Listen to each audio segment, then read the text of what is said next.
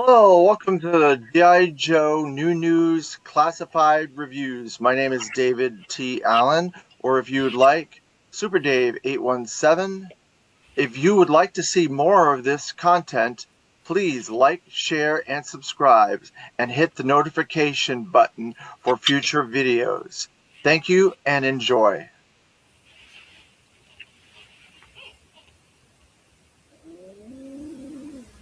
Hello, it is Cobra Commander. I am here to showcase some of my favorite vehicles.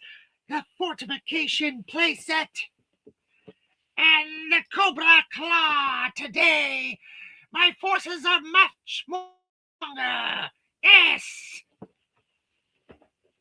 Hello, welcome to another episode of the G.I. Joe New News Classified Review. I am David Allen, or if you would like, Super Dave. Thank you, everybody in the chat, for joining me this morning. Good morning. Sean Jones, early one today, 6:30 a.m. Wow. Well, because I'm in Florida, I'm on the East Coast, Sean Jones. And Michael Gene Fleming. Hello, good morning. Thanks for joining me. So here in Florida, it is 9:30. So if you're in California, then unfortunately that is 3 hours after or before us. So that would be 6:30. I apologize for being so early in the morning up there in California. You could also watch this on the replay crew if you'd like, Sean Jones. You don't necessarily have to watch it this early in the morning. I feel bad for you that you're watching it this early. But Cobra Commander has no sympathy for insufficient strength to watch me. Canada. I see. You could be in Toronto. That's kind of on the East Coast, isn't it? No, it's not actually. I'm trying to think. What's on the East Coast of Canada? What cities and towns are on the East Coast, like above Massachusetts and New Hampshire and Vermont and New York? What's over on that side? You're my morning drive entertainment. Okay, hopefully I can keep you awake and I won't bore you. EWW. Oh man, that's okay. Halifax is on that side. Oh, all right. I don't think I've been to Halifax. Let's see. I've been to Montreal. I've been to Toronto. I've been to Niagara Falls. But I think those are the only places. And I've been in between all of that in that area. But I've never made it all the ways over to Vancouver.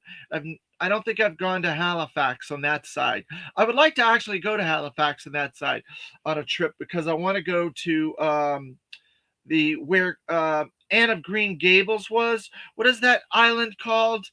Something Island, something Sound Island. I can't remember the name of it. East Coast stuff. Yeah. I don't know. All right, we got off on a tangent there. Canadian stuff. So as you can see, we're going to be doing two really cool Cobra items today. I figured they would be the perfect items to pair together since they're very close. Prince Edward Island. That's it, Sean Jones. I'd like to go to Prince Edward Island where Anne of Green Gables was one of these days. And Halifax is in that area, I think.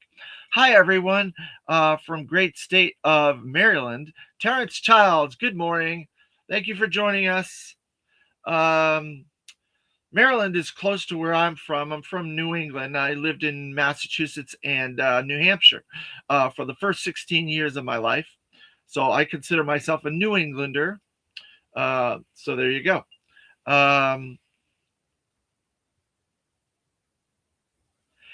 So we're going to start with the Trench Viper and Cobra modular fortification first, which is 151, in the classified line. Yep, we've made it all the way up to 151 for those who have been following this series. This is going to be an interesting one because I know it got a lot of flack. No pun intended. There's no flack coming, as far as I'm aware. No flak vipers coming for Cobra. But there's no history of this because this is the first time this has ever been used or made or created or put into a G.I. Joe brand. Yeah, there have been other play sets and stuff like that, little forts and stuff, but not quite this. So this is our first time opening this up and getting into this. So I like that cool picture of the trench viper. He's got a trench knife in his hand and he looks really sinister with those eyes coming through the balaclava helmet there and helmet. It looks really cool. So then we have the designations, the QR code, and the target artwork there. So let's see what the designations has to say for it. It gives the boots. So I think boots is boots on the ground. Foot soldier, no, okay. Then there's a canister there, which I think the canister is heavy weapons. And then there's a fist, which means hand-to-hand combat. Then there's a badge with a star, which I think is security, if I'm not mistaken on that. Let's see. Yes, security. And those are the designations for the trench viper. All right. So then we're going to go into this render. They put a little bit of a render on the back with all the equipment that comes with this. A couple of call outs on this section right here. There, 2 or 3 call outs. It comes with a lot of stuff. It should be an interesting. And then on the front, we have the photography artwork. So they switch this around and put the photography artwork on the front from Shooting the Galaxy, Mike and Mike and Matt. I always want to call him Alex, but it's Matt. Matt and Mike. And there's a couple of little things back there. You can see there's a future C.L.A.W in the background, a Rattler. There's 2 or 3 trench vipers back in here on this. There's several other Rattlers back there, 3 or 4 other Rattlers. What else is on here? I don't see anything else. There's no other hidden stuff in this. And you can see there's the trench viper. He looks really cool. That was a reuse of several other characters that we've gotten in the line. We got the Alley Viper, and then we got the Crimson Alley Viper. Let's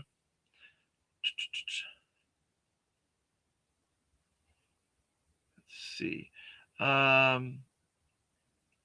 So let's see. It says, do you have scrap iron? Yes, I do have scrap iron, Terrence Childs. He's a very cool one. I like his little drone, that little tank missile launcher drone. It's really cool. I've got 3 of these. Haven't opened yet. Sean Jones, you haven't opened the trench viper and stuff? Because what are you trying to do? Make it like a diorama or something to put them in? Because they are according to what I've seen, where you can build them out together, you can stack them, you can stretch them. They do have parts on them where you can do that. And then Terrence wants to know why not. Morning, Terrence and Michael. Everybody's saying hello. Despite using a different name, I would argue that for all practical purposes, this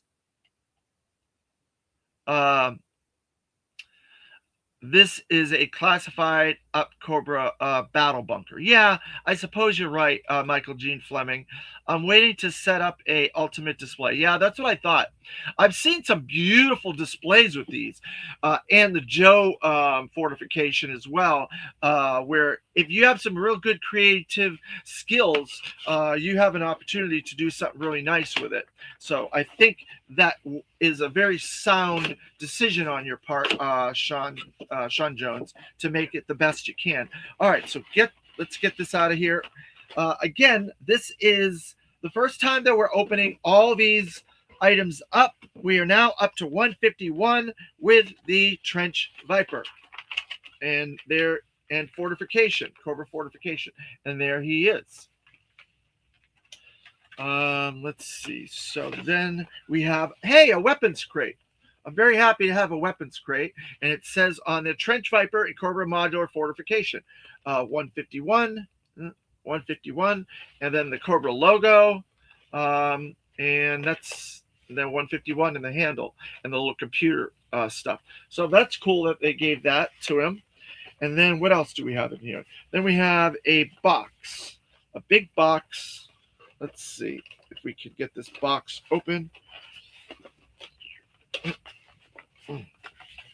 All right, so there's a bit of a trick trying to get this box out of here.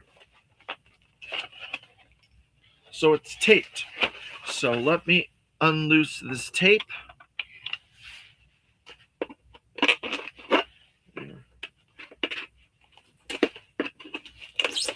There. There. Now I can get the box out.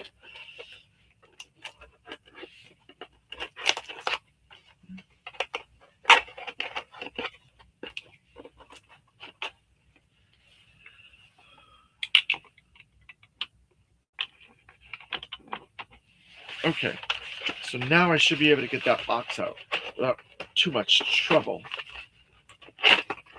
And here we go. And so there's a bunch of stuff in here.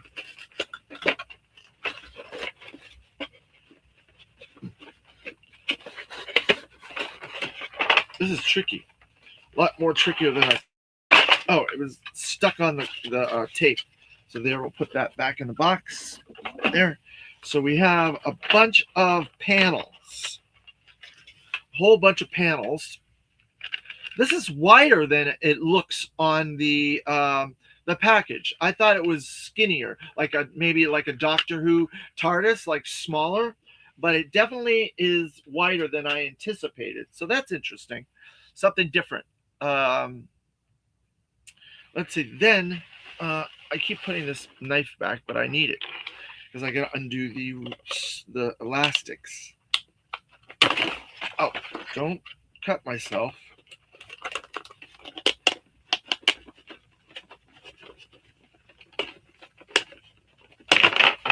All right, so then we have a couple of ladders. So we'll put those over there. And then we have some sandbags.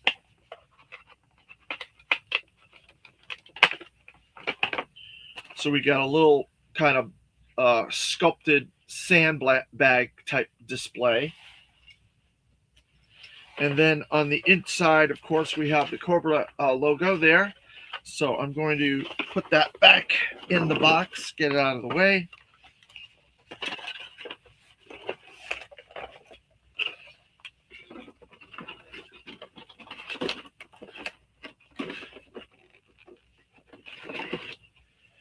All right, so that is out of my way. Let's get the Trench Viper out first. See what he has to offer.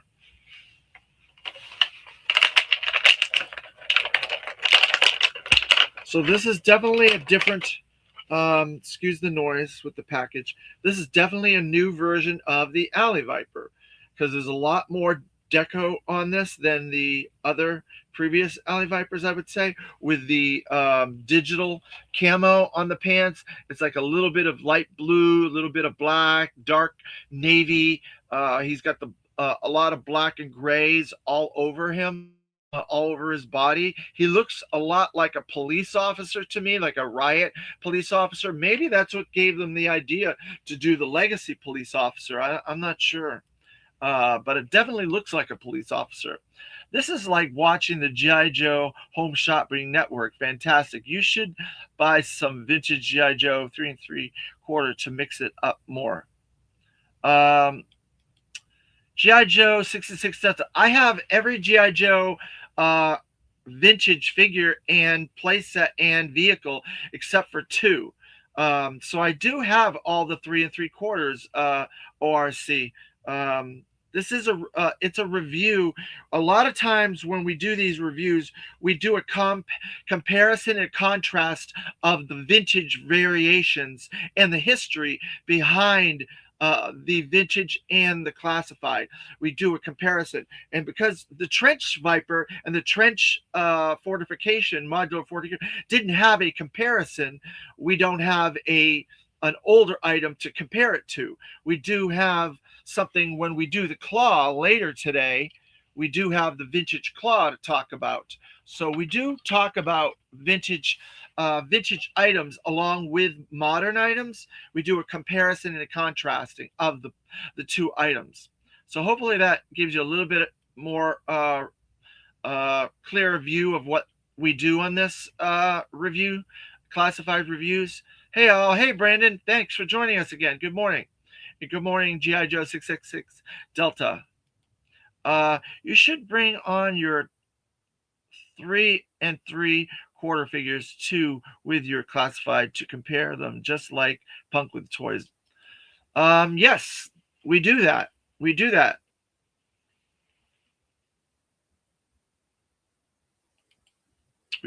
Hey Brandon, like that like.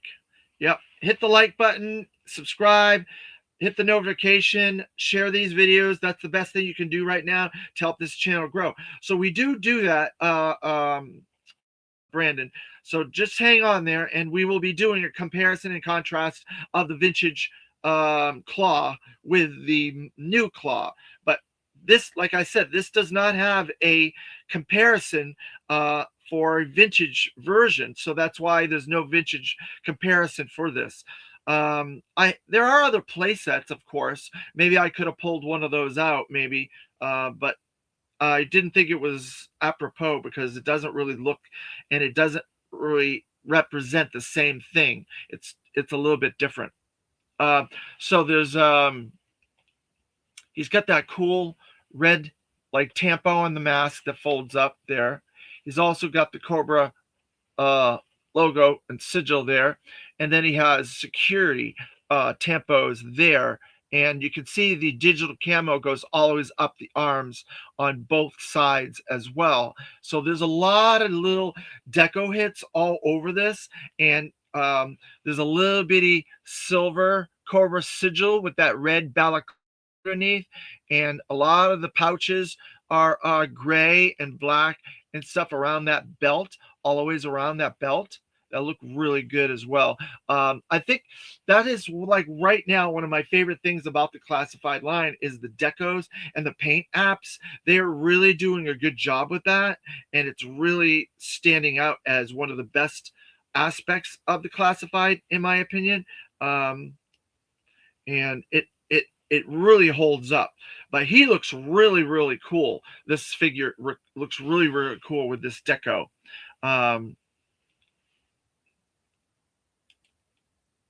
Brandon, everybody's saying hello, everybody in the chat. All right, so he has the butterflied shoulders. He's got the double pin elbows, the double pin knees, the foot rocker, the extra ankle articulation, the thigh, the calf. He's got the ab crunch underneath this heavy secondary. He's got the leg and crotch articulation. He's got the head rocker articulation. He's got the wrist articulation. He does not have a secondary wrist articulation. He has a holster on his right leg for a pistol. He's got a holster on his right wrist for a knife, and he's got one on his secondary, another holster for another knife. I like these shoulder pauldrons with the armor and the detail on them that have the tampos. They look really cool. I like all these pouches and stuff. It really gives it like a 3D effect, like he really is real, and he's coming to life. And I like the threading and all the stuff that's detailed on the boots, and the extra secondaries and pouches that are all over the body as well. I think it really showcases this figure as what it is, a security officer. And they did a really good job with that. And this little teeny silver deco hits, like with these carabiners and zippers and things like that. So there's all kinds of deco hits and color tampos on this figure that really make it stand out as a really nice figure. I think at this point it may be my favorite Alley Viper right now. I think it might be my favorite version of Alley Viper, of the Alley Viper, this trench viper. It looks really cool. So then we have this this gun. This is the little electric gun that they give a lot of the figures. And that's probably going to be the spot for it right there. Yep, goes right in there. And then we'll put these two knives away, see where they go.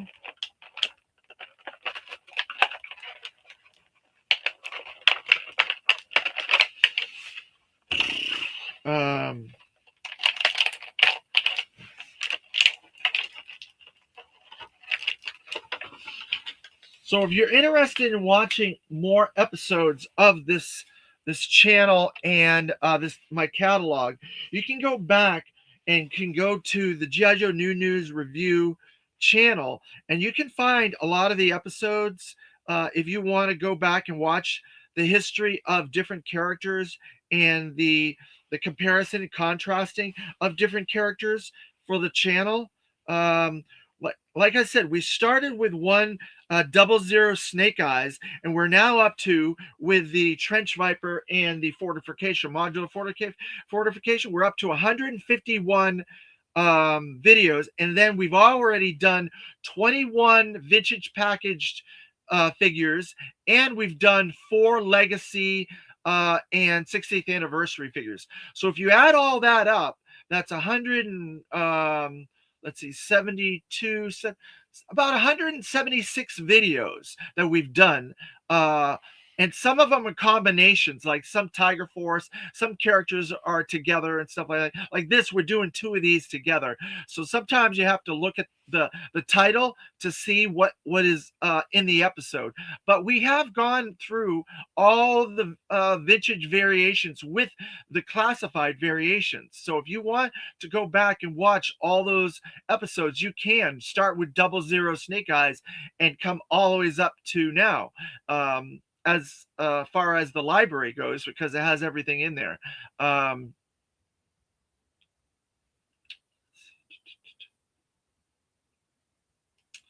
Wow, that's fantastic.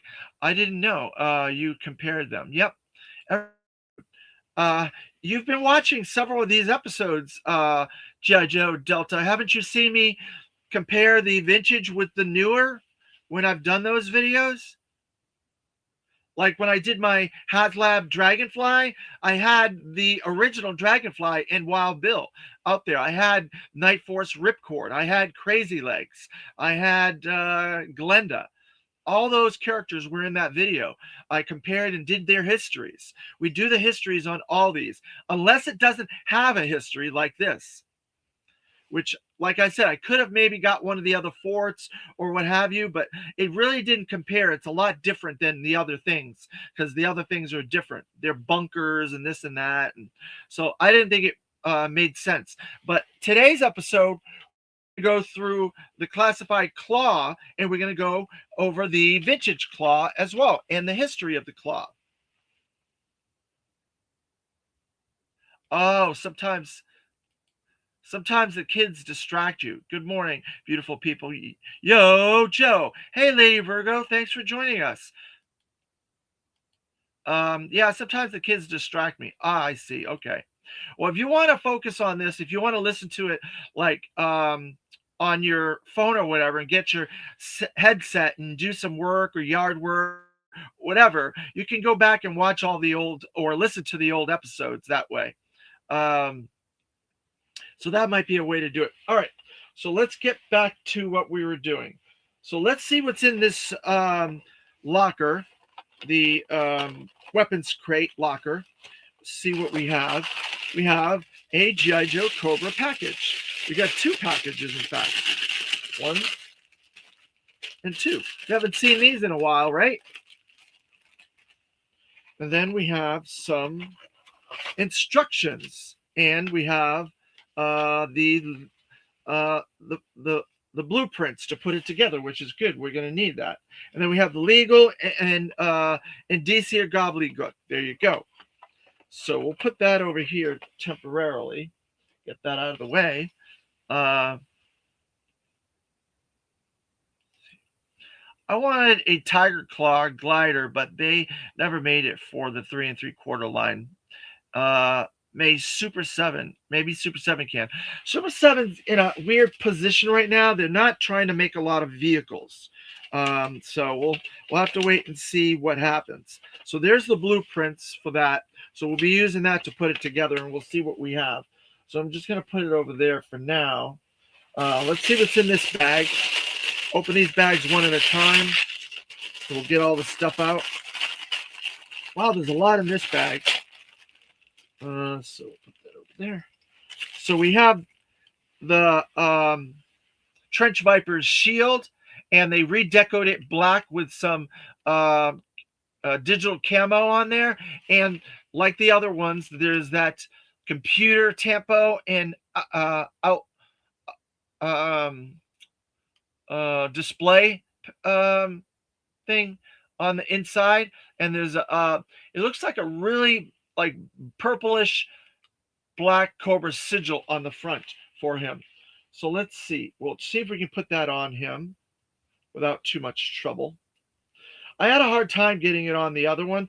I had to remove the hand. So I'm going to remove the hand on this one, save myself the trouble. There. All right. So you can put this there like that. And then you can put the hand back on. If I can get it on.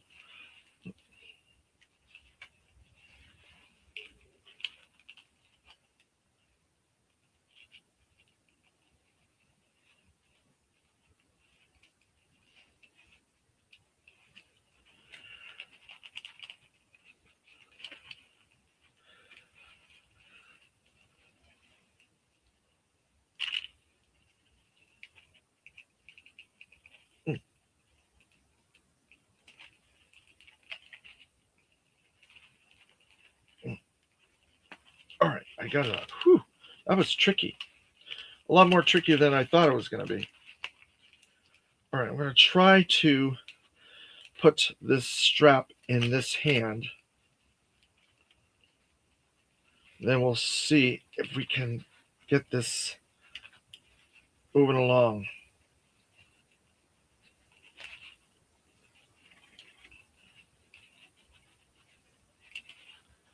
There, all right.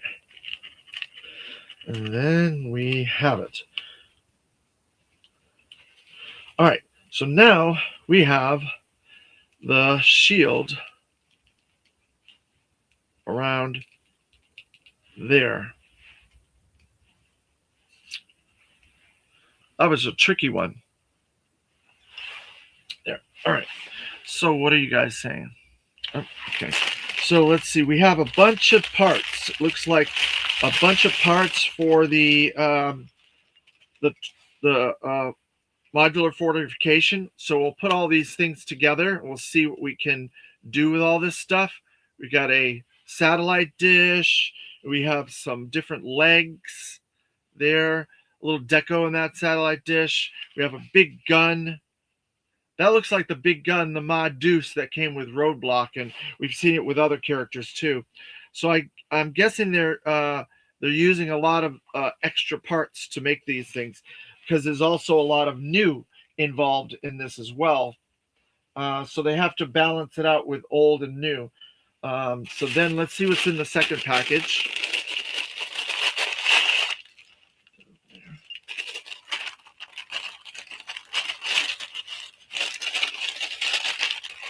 All right, so there's lots of stuff in here. So we have to make sure we don't lose it. So we got the light, which has a little bitty glass in there, golden glass for the light. Put that there. And then we have a bunch of little doodads. They're attachment doodads.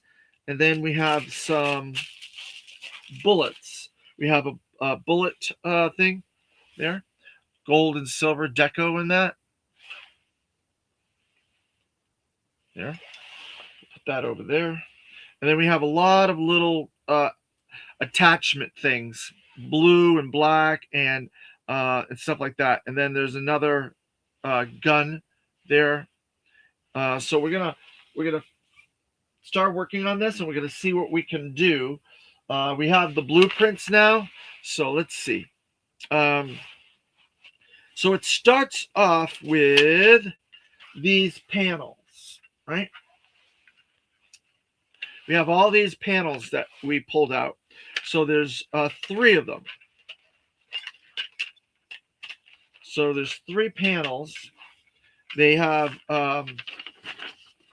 there. You put them together. Let's see.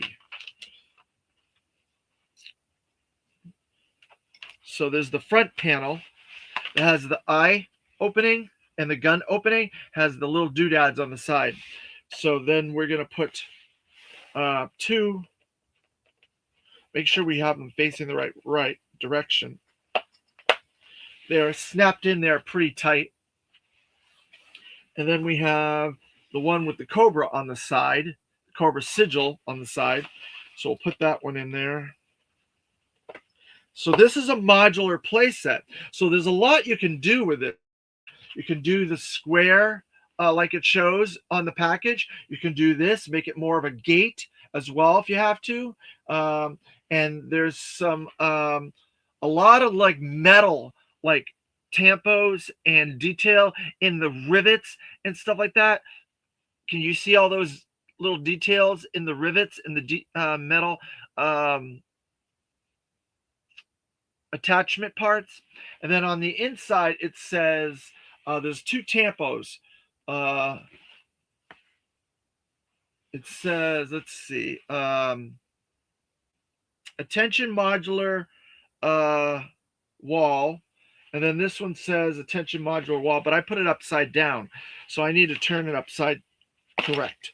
Put it on this side because the tampo is facing the wrong direction, so that means it's facing the wrong direction. So now I have it. It says attention modular wall. There you go. So there you go. That's the modular wall. And then it has a little some little things on the inside, these little circular doodads here. There's 2 on that one and 2 on that one that you can attach this part, this little part here. And it has a ladder, an interior ladder with little attachment things there that you can add stuff to. So we're going to try and fit that in there. According to the directions, it goes on the inside. All right, so let's see. We're going to follow the directions. We're going to put it on the left side or the right side. Let's see.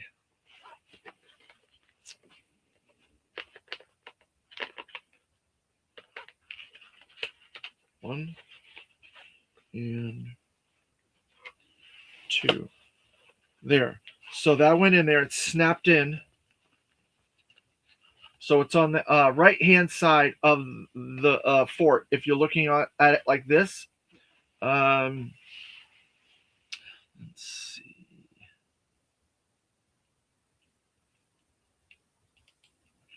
It looks like a computer tower. I don't know. I'm not sure. I guess you could use it for multiple things. So then there's two of these. So there's one for the top and one for the bottom. And there's a lot of like little metal like detail, like it's real sheet metal, whatever, with those little metal little rivets in it and stuff like that. And there's all kinds of little attachments that go on it. They're both identical. So one goes on the top and one goes on the bottom. Actually, they're slightly different. This one has these little things on it that you can put stuff in, and then this one has a whole bunch of little things. So they're slightly different, both of them. So there you go. let's see which one goes where. It says the one with all the little doodads goes on the bottom. So we'll put that one on first. We're going to turn this around this way. I'm going to try to fit all those in there. I'm going to do this. I guess it can be designed both ways. Let's see. All right, so we're going to do that. We're going to see if we can get that in there. 1,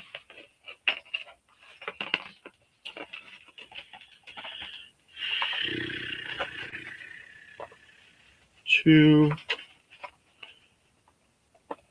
and it's very easy to put together. This, so far, I haven't had too much difficulty figuring this out, putting it in.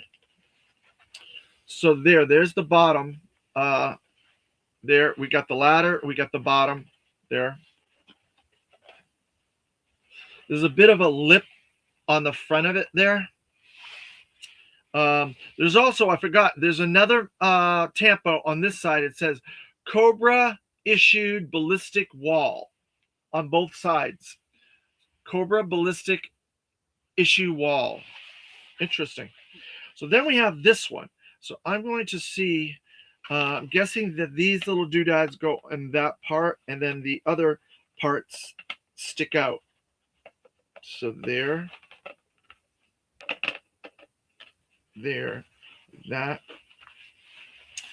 and that. Make sure we get this tight. There. All right. So now we have the roof on there.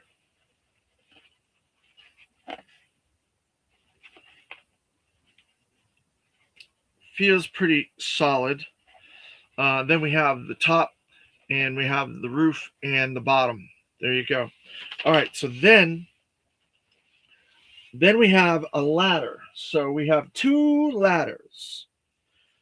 So it shows that the ladders can be stacked. According to the directions, they can be stacked. So I don't know if we're going to use both ladders. I think we're just going to use one ladder because they're stackable, I guess. So let's see. It goes here. It just clips onto the back of this.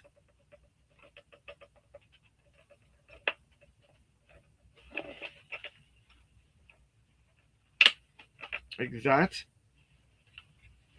Clipped onto the back. So I'm going to move it kind of over this way, so then if a figure has to get in there, they can. Or maybe I'll move it on to the other side, the same size as this other ladder, because you're going to have to put a figure on that side. So there you go. So the ladder's there. You got that inside. You got the roof. You got the bottom. So then we got an extra ladder piece. We'll put that over there for other things. So then let's see what else. We have to put this gun together, and we got to see how this goes together. So there's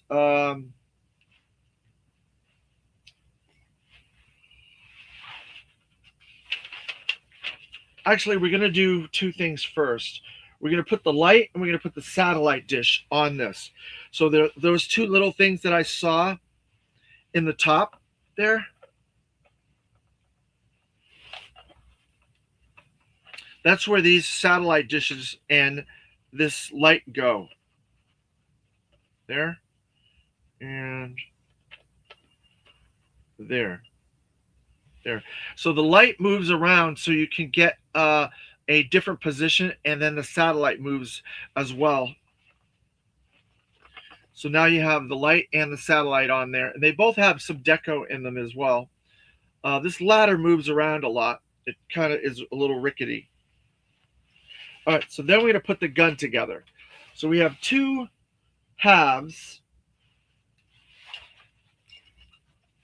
2 halves.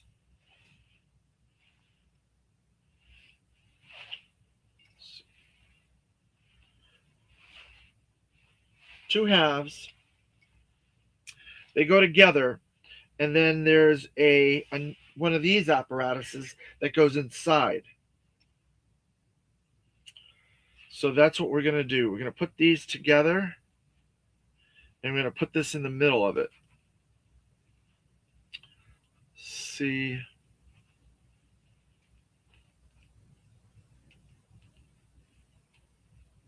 That works.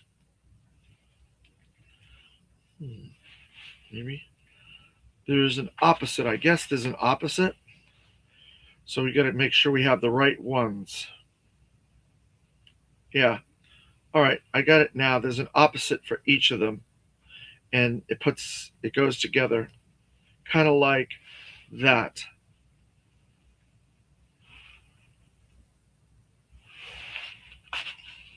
Oh, that's not right.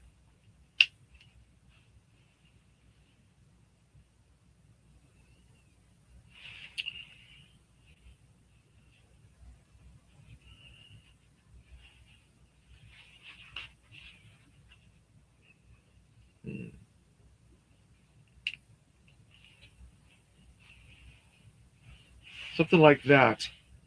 But it's supposed to raise up, and I don't know if that's correct or not.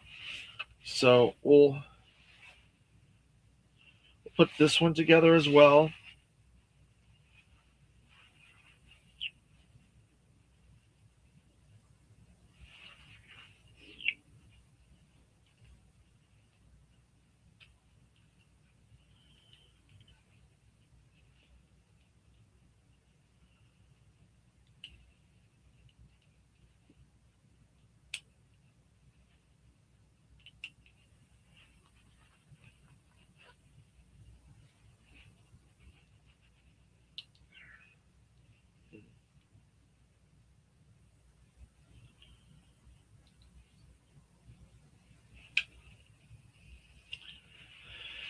There.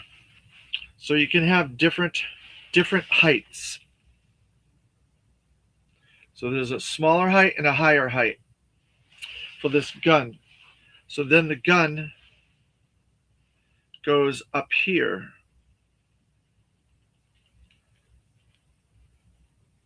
There.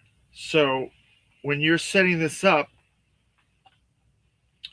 you can have the gun standing inside, and there's two different heights because of the window there. So you can have the higher height up there.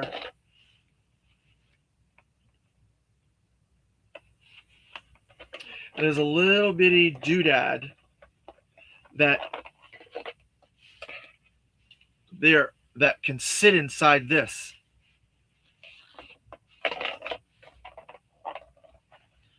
So I'm going to attempt to put it in there, and hopefully it works.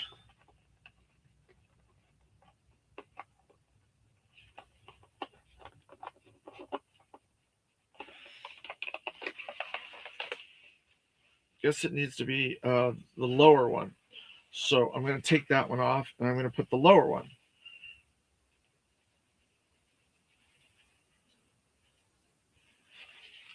I'm going to try and get the lower one in there.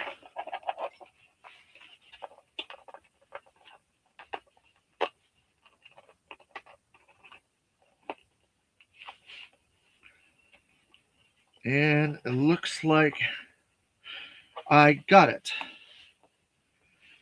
There.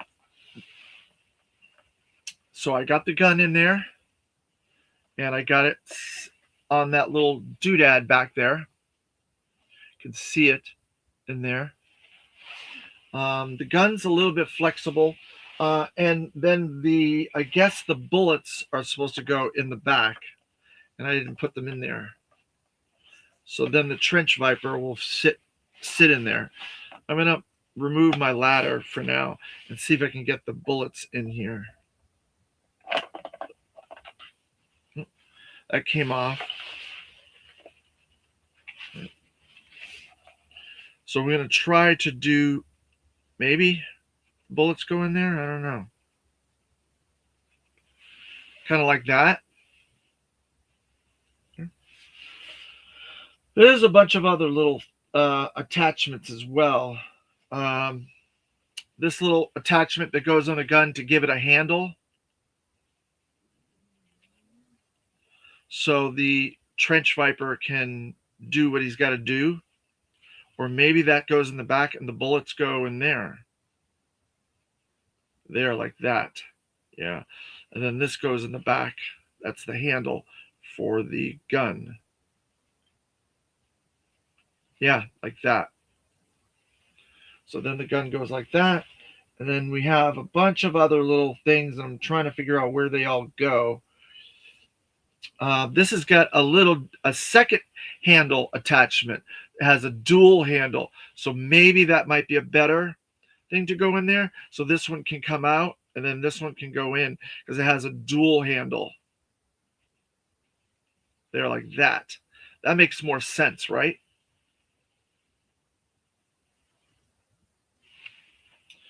So we'll put that over there. And then we have a little bitty there, so you can put that like that on there, and it's flexible. So I'm wondering if there's something else that you can add to it. Like maybe you could put this there like that. There. And then there's little attachments and stuff like that as well. So I'm not entirely sure. So there's different ways that this can work. There's a whole bunch of options for it, for this gun.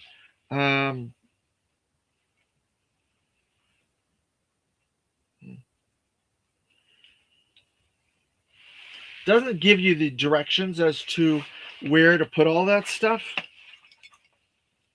in the instructions. It just has it on there.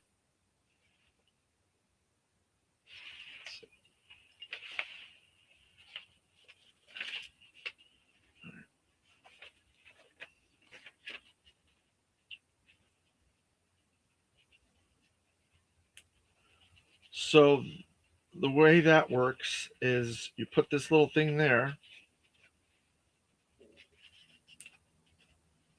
and then you can add it to here, like that, and you can do it like that. So there's like 3 or 4 different versions of this gun, or a way that you can attach it to this. And it can get different heights and stuff like that. So if you bought more than one of these and you wanted to do more with it, you could, because there's a lot of options with it. And that's what gives it that maneuverability there, I believe. That, and maybe then it can go in the higher one.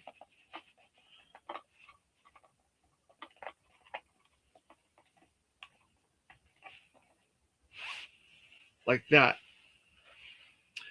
Goes in the higher one like that. So you have some options for aircraft and stuff like that. So there's a lot of options with this bunker, this modular fortification. I'm going to stick my ladder back on here. There.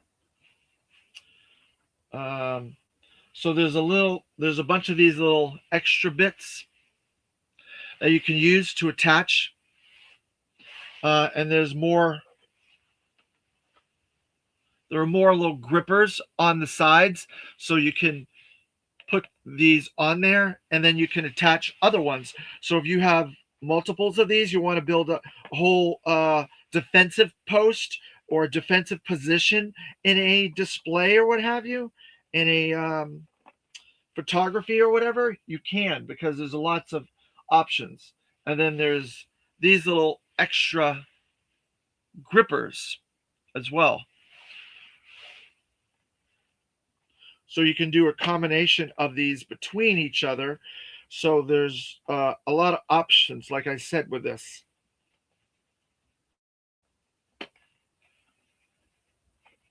So I'm just going to stick those on there so I don't lose them. But yeah, there's a lot of really cool options and modulability with this. I'm not entirely sure with these little, I'm guessing these little guys go like in here, so you can put the other ones on top of it.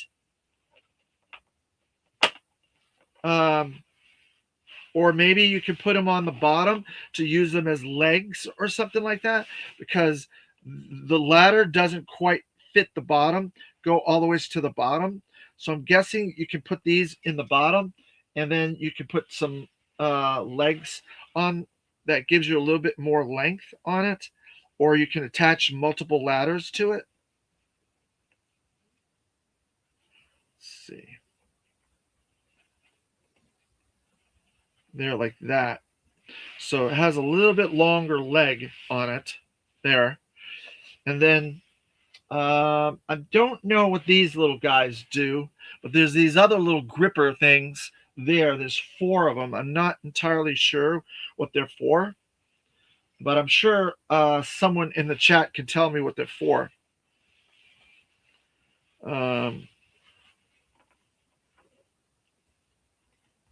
I'm trying to put all this stuff on it so I don't lose it, because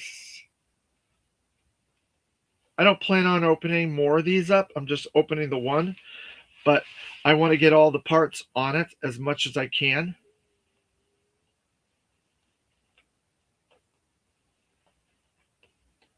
There, that. Let's see.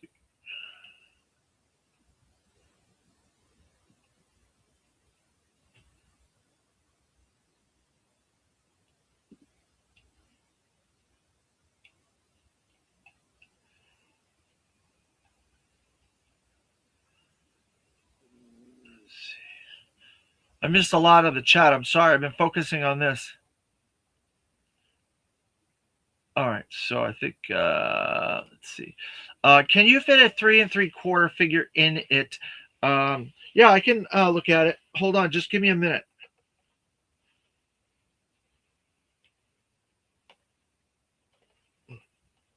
I'll check that out. G.I. Joe 666 Delta 17. Show you a close-up of the ladder. Ladder might work for 3 3/4. Okay, hope my battery didn't freeze. Let's see. So I got some O-ring figures over here that I've got ready for my next couple of reviews. So hold on. I'll put that in there. I'll show you this ladder up close. Here's, let's see. I got a Footloose figure here for upcoming video that I'm gonna do. So here's Footloose, and he needs an O-ring, it looks like. So he's very wobbly. Yeah, he's broken, so I can't use him right now. I have to fix his O-ring first, so that stinks. So I'll put him back. I'll get somebody else out.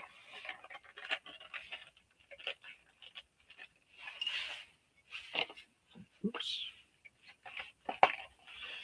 Let me see. Let's get Breaker. We'll get Breaker out. We'll see if he works.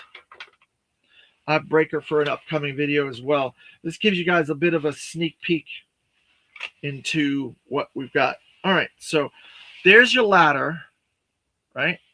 Here's your O-ring. This is a swivel arm breaker.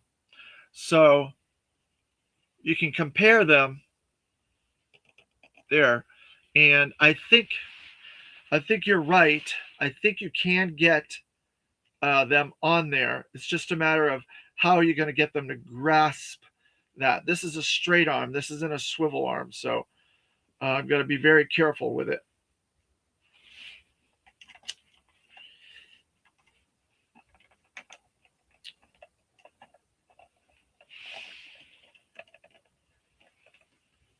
Kind of like that. So I think you could use it. 66 G.I. Joe 66 Delta. Let's see. Okay, sounds good. And see if it fits in there and climb up the ladder. Yeah. What's good? All good. Hey, Gunpowder Nitro, thanks for joining us again. Sorry, I've been behind in the chat today. Everybody's saying hello. The G.I. Joe outpost for Cobra. Yep. Yep. Picked up a NIB Rattler and Snake Armor, plus last 7 retro card backs, and I needed to now just need a Dragonfly and Walmart exclusives. Wow, good job, Gunpowder Nitro. You're doing very good. You're progressing in the line very nicely. What's up, Super Dave? Great set you've got there. 610 Yojo Daddy. Hello, good morning. I really enjoyed that episode that you did about the Rattler. I learned some new things about that Rattler I wasn't sure about. I'm very nervous about my own Rattler going forward. When we get to that, we got another like 50 videos before we get to the Rattler. So I hope when I get to that, I may bring you on just to talk me through it, because I'm worried that I'm going to end up with a defective one like you did. $1,000 worth. Wow, that is expensive. You spent a lot of money. Well, I hope you are doing well enough you can do that. I got it bad. Yeah, you got the G.I. Joe bug. I understand. A lot of us have that. Hey, Clement, good morning. Thanks for joining us. Nice. Let's see. You could have fixed him. Yeah, I have an O-ring. I'm gonna fix him in a minute. Fix him live? Maybe if we have time, but we're running really behind on this. 66 G.I. Joe 66 Delta. So maybe we'll see. Hello, Clement. That looks like it will work great for 3 3/4 figures. Just don't put the hands holding it. Just pretend. Exactly, because you don't want it to break the fingers, because the vintage figures are notorious for breaking their thumbs. Hello, everyone. Dude Stuff 2025. Thanks for joining us. Hello. Everybody's saying hello in the chat, and sign language by G.I. Joe 66 Delta 17. I'm spending that fixing my van. Damn cold weather. Yeah, I understand. I'm in Florida, and it feels a little too cold for me in Florida. It was snowing the other day. There was some photos of people with snow on the ground and stuff like that. And it has snowed here before, but not that often. I remember the first year I came down here to live in '92, and it snowed twice that year when I was in school. I was like, this is Florida. Why is it snowing? And I haven't got a lot of snow since then, but I guess we're back to snow again. 2026 is a snow year. This weather is ridiculous. Yeah, it's been really bad this year. Last year, the weather wasn't that bad, but I guess this year it's making up for it. They're saying they finally had some ice in the North Pole and stuff like that has grown on there. So in like 7 years, they haven't had ice grow in the North Pole, but this is the first year that they did. So it obviously has a lot more snow and ice this year. The weather is colder. All right, so let's kind of look at this now. We got the gun in there. We got this in front of it there. So what do you guys think? Can you see that? Yeah, I guess you can see that. Looks pretty good. Or I can maybe put it over here and put the Trench Viper in front of it.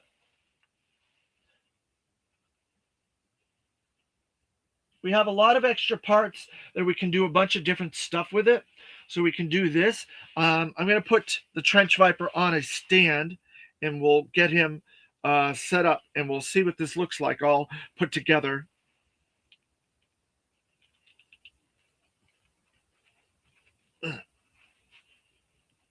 It's weird. They didn't give him really a gun that much other than his pistol. I guess that's why he has that big Gatling gun there.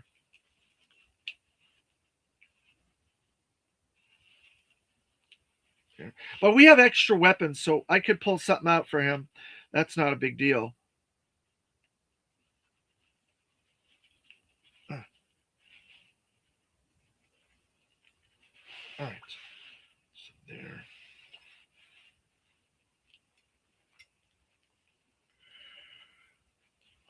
So do that. Do that. And there you go. What do you think? So you could put some other troopers in there, probably. Um, you almost would have liked to have gotten 2 trench vipers, one to be outside with a gun and one to be inside with that gun or something like that. You could almost do 2 trench vipers with this. So I think maybe it would have been cool to get 2. Yep. Must be using that weather dominator on us. Yeah, you're right, Cobra. I will get you, people of Earth. All right, so we got an extra one of these turrets, which you really need another gun to go with this. And then we have the extra ladder. And then we have these little doodads, which I don't know what these little doodads are for. There's 4 of them. I'll have to look into what they go to. So for now, we're just going to leave our Cobra fortification over here. And we'll put our Trench Viper over there as well. And our instructions we'll put back there. So there you go. There's your fortification with your Trench Viper. I think it's okay. I think there's definitely some issues with it, obviously. I think you need more troopers to go with it to make it really working and stuff like that. I think the fact that it's modular is excellent, and you can do different things. You can have different guns at different positions, and you can move the walls around, and you can add stuff and detract stuff. And I really like the Trench Viper. He looks really, really nice. I think they did a good job with that deco on that. So there's some pluses and minuses. I'll give this maybe a 6.5, 7, somewhere around there as far as okay. But good morning, everyone. PB11B. Thanks for joining us again. This is going to be a really interesting video. We're going over the modular fortification, which is classified 151 with the Trench Viper. Then we're going to go to the C.L.A.W next, which is 152. I'm just going to get caught up on the chat a little bit. I hate the cold. I want more global warming. Oh, no. That's not fun. Yep, must be using that weather dominator. Yep. All right, so we're all caught up on that. All right, so let's get into a little bit of the history of the C.L.A.W, right? So this is what you wanted, G.I. Joe 66 Delta 17. This is a comparison and a contrast of the C.L.A.W to the vintage C.L.A.W. There you go. Go into all that in just a moment, but I wanted to show you that's what we're doing with the C.L.A.W. Let's see, Gunpowder Nitro. The Retro Bat and Joe Trooper went up again since last live. Now they're $28.99 now. So I just pulled the trigger. Wasn't going to wait around to see $30. Yeah, that's probably a smart idea. Gunpowder. You love it, Clement. Very cool. I can't wait to see you fix Footloose. I love that figure and bring out that classified to compare him to. Yeah, I'll be doing that when we get to that figure. It's not that far off. It's only 4 figures away. So he's in line to come probably later in the week. Global warming in the winter, please. Oh, boy. The extra pieces are mostly for adding multiples together on the fortification. Okay, 610 Yojo Daddy. Thank you very much for that. I appreciate it. All right, so let's get into the history of the C.L.A.W. So what do we have to do? We have to first go to Dan Klingensmith's series of books to get a little bit of history for the C.L.A.W. And this is Creating G.I. Joe, A Real American Hero, Volume 2 by Dan Klingensmith Jr. And this is the C.L.A.W. There you go. There's your C.L.A.W. And there's a little bit of design on that and package and everything. Let's see what they had to say about it. The Claw, alternate names NA, year release 1984. My favorite year of G.I. Joe is 84 and then 85 after that. Designed by Wayne Luther. Now, Wayne Luther was a vehicle designer, and there's a little bit of homage on the Sky Striker back there, where it says Wayne Luther on the side. That went with Ace. He was originally going to be the second pilot with Ace, but they costed him out. But when they did the C.L.A.W, they included him, and you can see his figures right there, Wayne Luther. So he was a designer at Hasbro, and he did most of the vehicles, a lot of vehicles during that time in the 80s. All right. Says Cobra vehicles were intended to be technologically advanced by 10 to 15 years. The Claw was no exception and was essentially a backpack for a Cobra character. Originally labeled Control Light Armed Wing, the acronym later changed on the package to represent Covert Light Aerial Weapon, Claw. As an engineer, the Claw was first project for Joe C.L.A.W, design engineer, was given to learn product development. It was not uncommon for an engineer to start on a smaller vehicle, such as the Claw. Joe shared that after having the providing model built for the Claw, he went on vacation and left the model on his desk. When he returned from his trip, he found his proving model in pieces. After questioning what happened, he learned that someone did torque the tension testing on it and broke it into pieces. This irritated him because this provided proving model was fabricated and meant for it for fit and function. Due to the fact that fabricated parts do not have the structural integrity that model parts have, it was not to be used for testing, which could occur with an actual manufactured product. So somebody messed around with it to see how tough it was. They broke it, and it wasn't intended. That wasn't the type of model this was. It was only to see what it looked like and to the form and function of it, not to get the sturdiness and the toughness of it. So he was upset when he came back from his vacation and someone had broken it. So there you go. There's a little history into the Claw. So then we're going to get the vintage package. And so there is the vintage package of the Claw. And this was one of my favorite vehicles when I was growing up because it was an easy vehicle to get. It was only like $3 or $4 to buy this, and you could fit any character on it. And there was a lot of fun animation using the Claw in the commercials because it was advertising this comic. And you can see Cobra Commander is flying the Claw on it. And this is the first appearance of the Claw. And then in Sunbow, in the animated series, you can see at the end of, I think it's the Weather Dominator, Zartan tries to escape and he uses a claw, and Cobra Commander runs behind him and jumps. No, you're not leaving me behind. And he jumps on the top of the claw as Zartan's trying to get away on the last part of the Weather Dominator miniseries.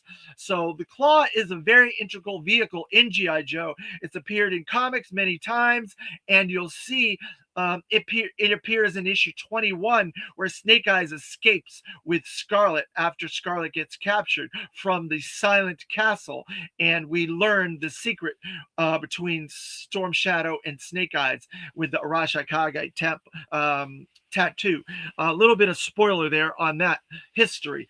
But so this vehicle, and here's the vintage version of it, gets a lot of use in the cartoon and the comic.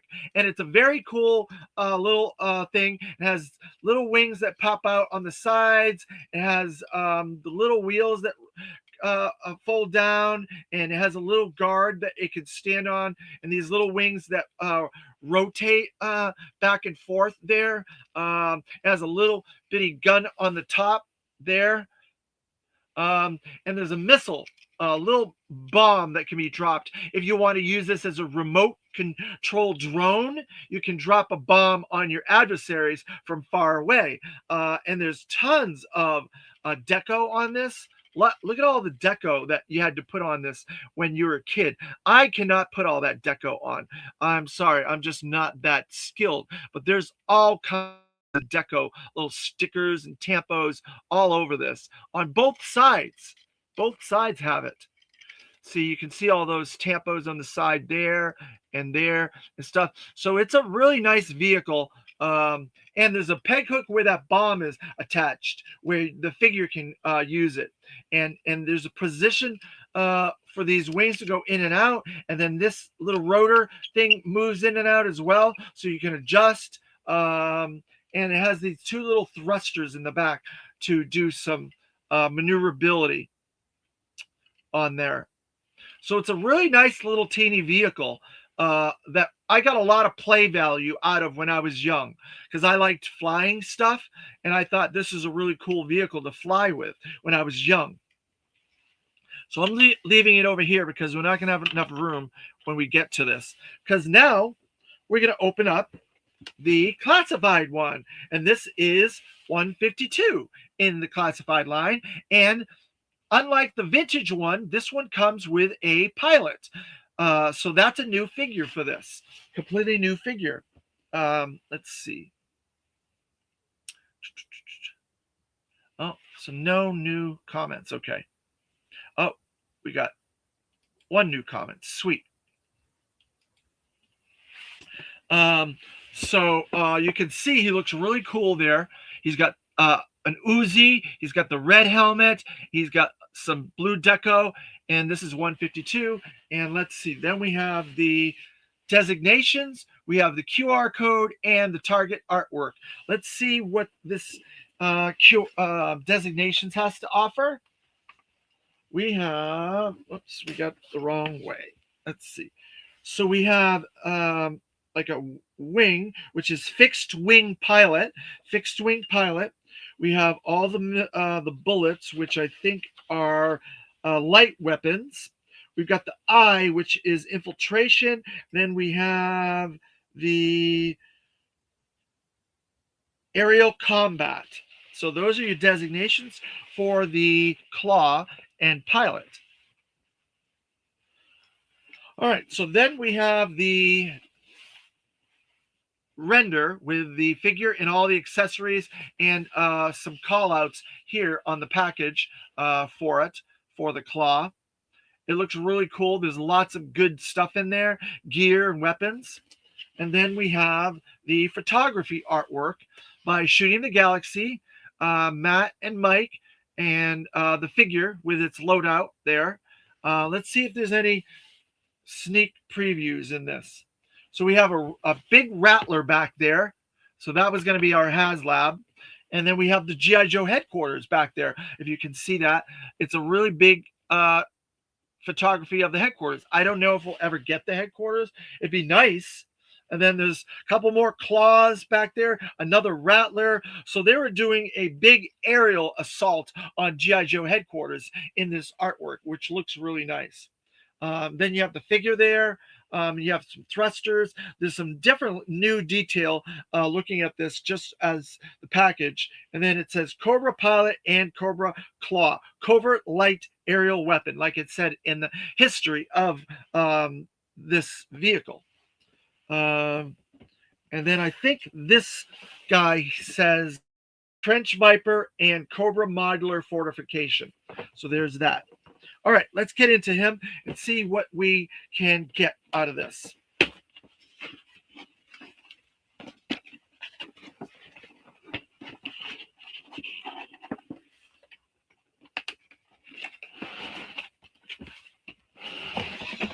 Now, we were teased with the claw way before we actually got it. This was teased to us probably, I would say, 8 or 9 months before we actually got the ability to order it. Maybe 610 can remember this, but it was like they showed it off at, I think it was New York Comic Con in like early October, like the first week of October. then we didn't get to pre-order until like the spring pulse, which was like April or something like that. So if you look at October, November, December, January, February, March, April, yeah, 7 months before we were able to pre-order this to get it. I chose the snake armor over the trouble bubble and claw. I still want them though. Yeah, they're really cool. The trouble bubble, I love little pods and little flying vehicles and stuff. You can see as much as I like this claw, the trouble bubble is one of my favorites. I hope they do something like that for G.I. Joe, and maybe we get a locust. That's what I really would like for G.I. Joe, to have a little flying vehicle like that to go along with the dragonfly. The landing gear on that is hilarious. Feature, your face is only 6 inches away from the pavement, probably can say goodbye to your knees and feet. Wow. Okay, Bobby World, I didn't know that, but we'll get into it when we open it up and we put it together. Wow, it's too bad they didn't make the 3 3/4 scale glider to go with it. Every time they release class of vehicle, they could release a 3 3/4. Well, the problem was 3 3/4. There's so much already. There's probably hundreds of vehicles. If you look at the vintage line from 82 to now, they are still making O-ring vehicles. We got the Stinger, the modern Stinger 4-inch version. We got the Sky Striker, C.L.A.W. We're still getting the collabs with vehicles and figures. So we're still getting O-ring vehicles. G.I. Joe 66 Delta. So I don't know if Hasbro would try to do more vehicles than they've already done. It's just astronomical. And I have probably, I would say 95% of those. There's some weird stuff that was like Ross stuff, Target stuff that I missed that I'm still trying to get. And then there's some stuff from the late 90s and early 2000s I'm still trying to get. Little things here and there. But I have about 95% of all G.I. Joe vehicles from 82 to now. And it's a lot. I don't know if we need more of those. I appreciate that you want more, but there's so much out there. Just go to conventions, go online. There's so much already. Dave, can you show me the figure inside the blue thing? Yeah, give me a minute. I'll show it to you. Clement, you're talking about the Trench Viper. There's the Trench Viper. It's basically the Alley Viper redecoed, Clement. So we got two different.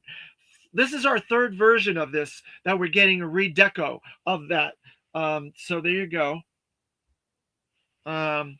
Let's see, 610. I believe the claw was one of the items caught up in the manufacturing plant swaps, like the dial tone, so they waited for the pre-order. Ah, I gotcha, 610. See, that's why I like you guys in the chat. You helped me out because I was not aware of the claw being on hold for that reason. So that's very good. So let's see. We're going to take this figure out first. So this is the pilot. And this is an interesting thing, is the pilot for the claw is female. It's a female pilot.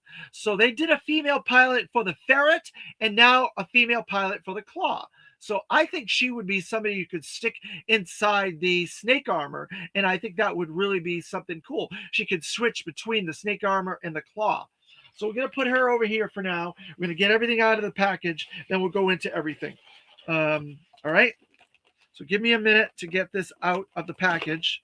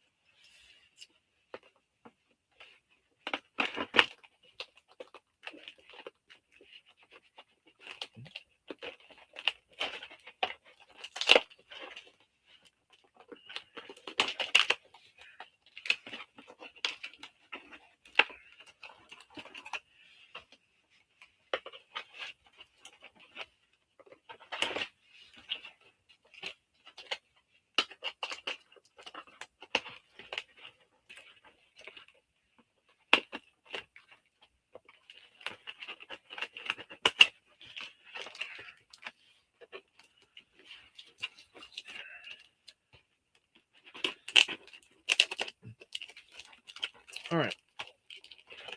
Let's see.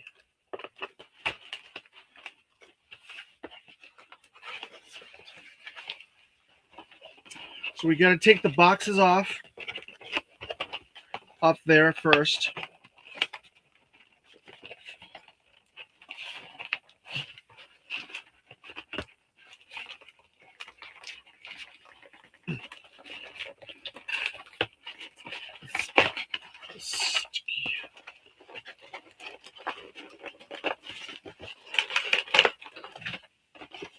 So then I think we got it. All right, so now we got it off. We could pull these off.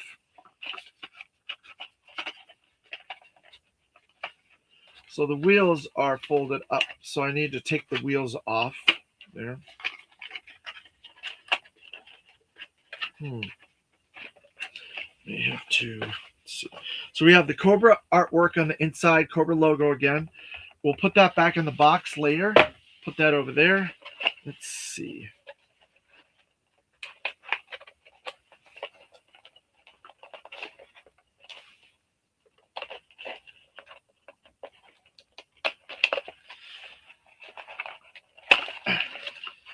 All right, so then we have another one of these weapons crates, and it says Cobra Pilot, Cobra Claw, Cobra Light Aerial Weapon, 152, Cobra logo. Put that over here, out of the way.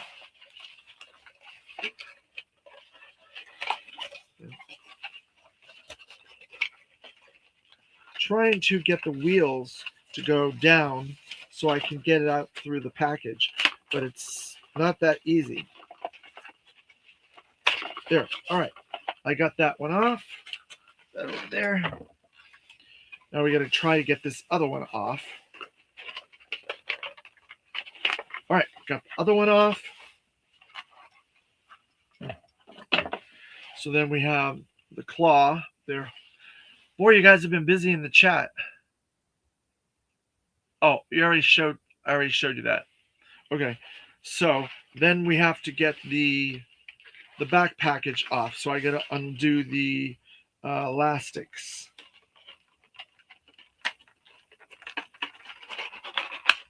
There. Then let's see.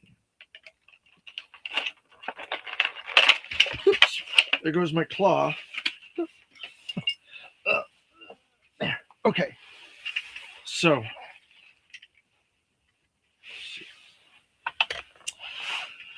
So there is the claw. The bulk of the claw, not all of it.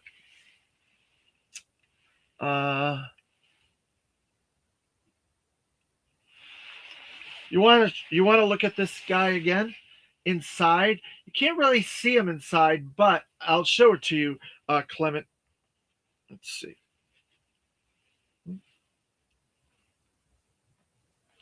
Put him in there.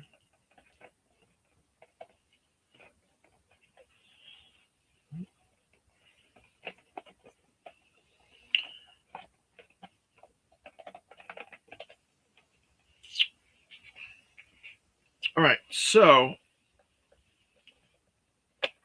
oops, he kind of leaned over, but there you go, Clement.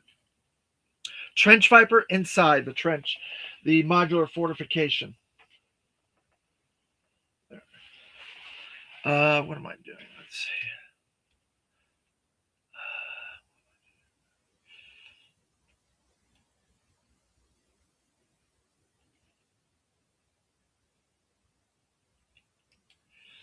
I believe the claw was one of the items. Oh, okay. I saw that. Yeah, I did that already. Okay. So we're caught up. All right. Now back to this.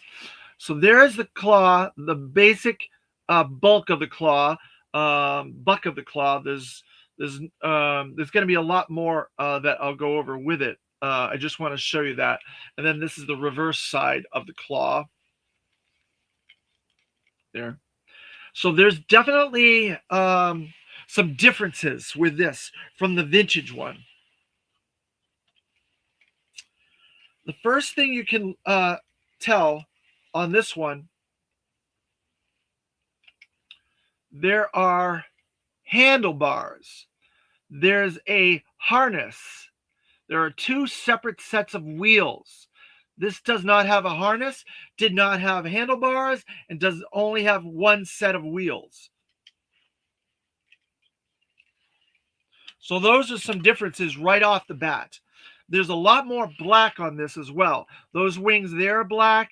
The little rotor wings here are black. There's a lot more black detail in the wings, and the tampos are all black. This says 23Z, and that says Cobra in black. Now this also has the 23Z on it. There, let me see if you can get it. 23Z right there. The guns are pretty much the same on that turret on the top, and it goes around back and forth there, and it goes up. There's a little bitty turret that goes up there when this goes around like that. So it is maneuverable, goes around. And then these do move again. And there's a lot of beautiful deco on it. There's like a little light deco on the front there. You can tell. There's Cobra Tampo there. Cobra. There's some silver detailing there. The thrusters are silver to match that little detail there. On the edge, you have Cobra logo on that side. You have claw on that side. That silver detail again. Some wiring that's in black and some thrusters, stuff like that. You can see all those thruster details and wiring and everything there. That looks really nice. On the reverse side, you have the handlebars are like a darker gray. The harness is black. There's a little red tampo there on the center of it. It says danger. The thrusters have danger on it and a little bitty warning tampo right there. Both sides, danger and that warning tampo. And then the back also has a bunch of deco detail with thrusters and lights and stuff like that. It looks, they really did a good job upgrading this overall. This is just the normal fuselage, but there's going to be a lot more that we're going to add to this as we go along.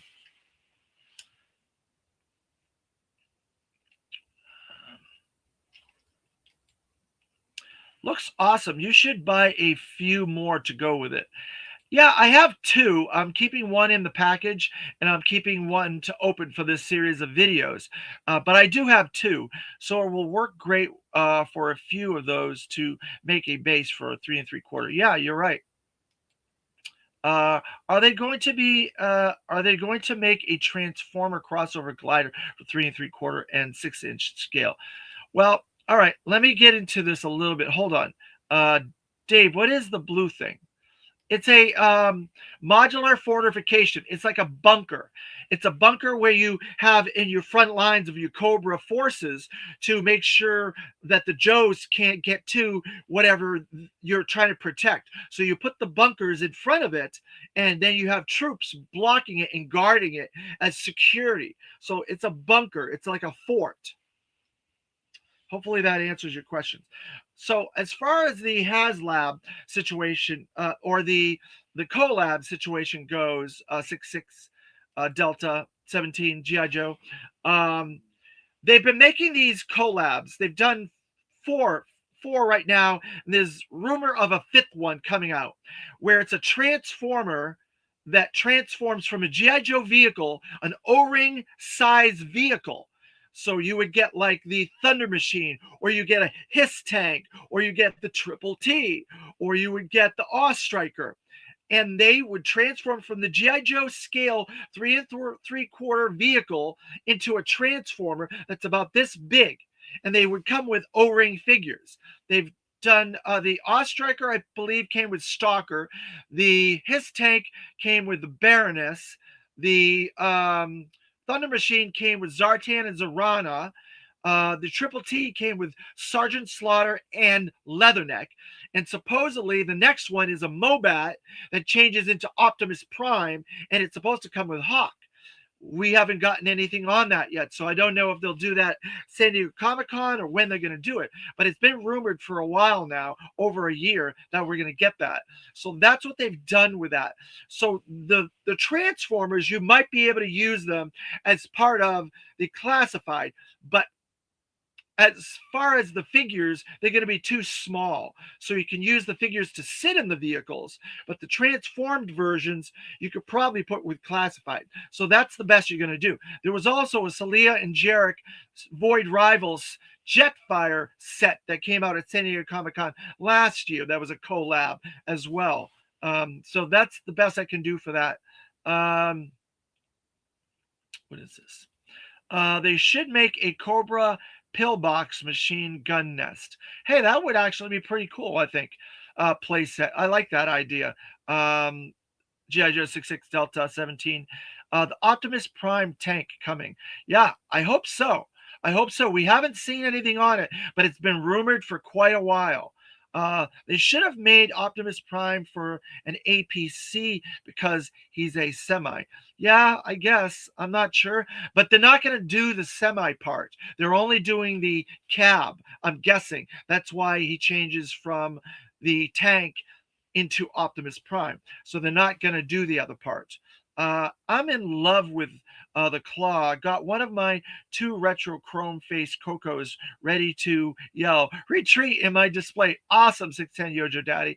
Right out of the comics and the cartoon and everything. I love that.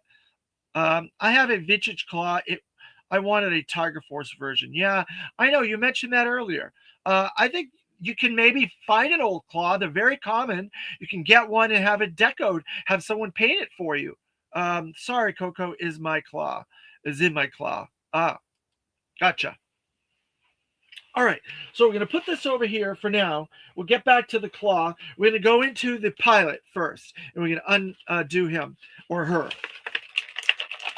So this looks very similar to the pilot that came with the ferret, the female ferret driver. Very similar figure, very similar buck.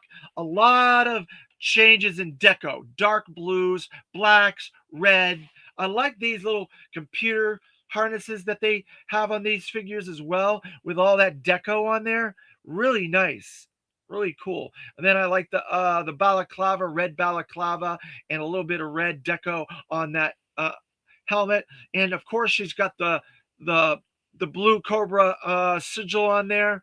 Very cool. Yeah, this is definitely a redeco of the ferret driver, and she's got an African heritage there. You can see through that mask. You can look at those eyes. Look how sinister she is in there. There's a lot of detail and stuff with breathing apparatuses on her there, so she can drive really quick and she'll still be able to breathe. There's a nice balance of blue and black. She kind of looks like she fits in with the Valkyries and the other troopers, so I like that a lot about her. She looks nice. She's got the butterflied shoulders, the double pinned elbows, double pinned knees, the foot rocker articulation, the additional ankle articulation. She got the thigh and calf articulation. She got the ab crunch, the head rocker. She got the wrist articulation, and it looks like she's got the secondary wrist articulation, which is very rare that we see that. Not a lot of figures have that. She also has the crotch and leg articulation, so that is very rare. She's got one of those rare ones that you don't see in that many figures. So there you go. That's the pilot. What else? I have the female pilot driving my snake armor. Yeah, see, that makes sense that you can put her in that because it didn't come with a figure. So you can maneuver a lot of these vehicles. That's the fun thing with this line, is the modularity and the movability about the figures and what they come with and the weapons and stuff like that. So that's exactly what I was expecting when I got this. I'm like, she could pilot multiple things. Then we have a Caucasian head there. And then we have her red helmet with her chevron on the top there. You can kind of see that chevron, the silver chevron. I'm thinking I'm going to use this the head that's on her, and I'm going to put her helmet back on there and see what she looks like. I like that. That kind of gives you these different ranks in Cobra that I really like a lot. I'm going to put her head back here, and I'm going to put her there. So she has no other accessories, no knives or anything, even though she does have a gun holster. So maybe that's in her package. We'll have to wait and see what she comes with in her weapons crate, because we have this. This is 152. Again, we're moving along with this, and we're doing really good. Hopefully you guys are enjoying this all Cobra episode.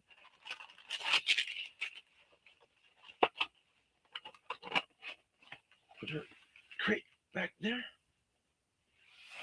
So we got 2 packages. One, let's see what's in this one.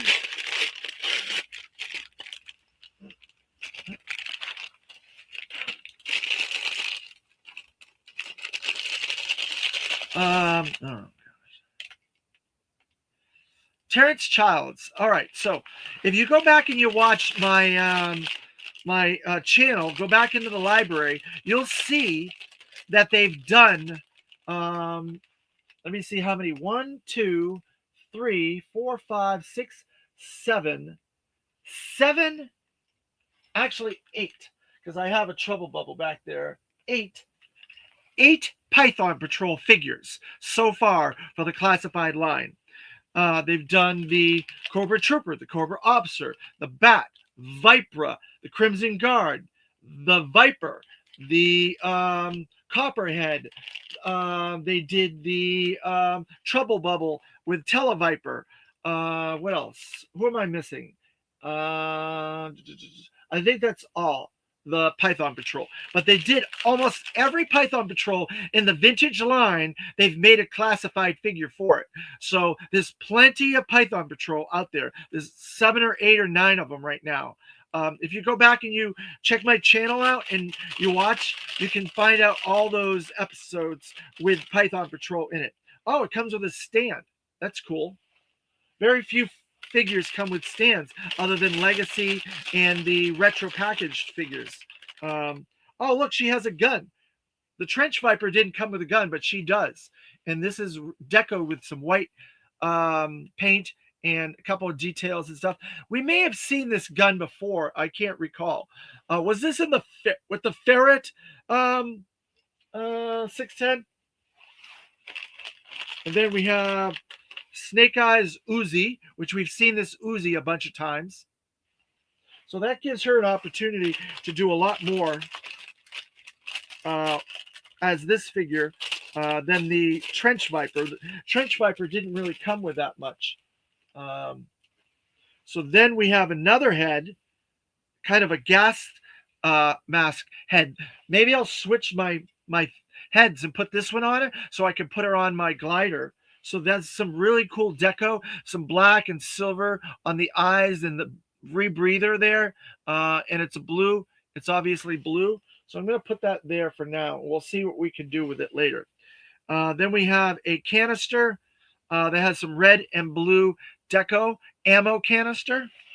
See where that goes. It's probably going to go to this gun, but I'm not sure. Oh, yeah. There's a little bitty slot. Goes right in there.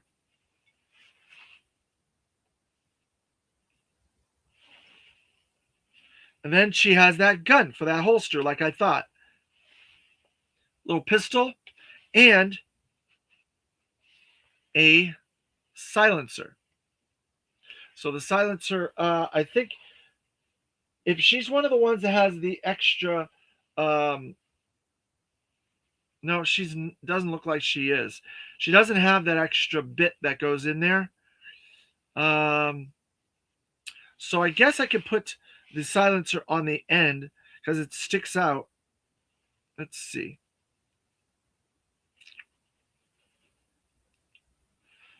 Take that back out. We'll fix this. Put that silencer on there.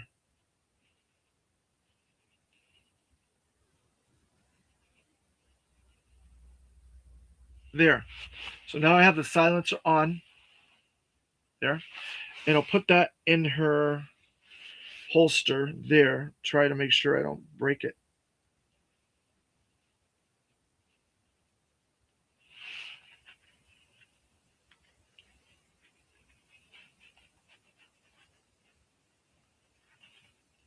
There. Kind of looks a little weird with that big silencer on there, but it's all right. I'm going to switch her head, take this head and her helmet off. I'm going to put the other head on with the rebreather so she can go on the glider. Yeah, there you go. So then we can put this back on. There.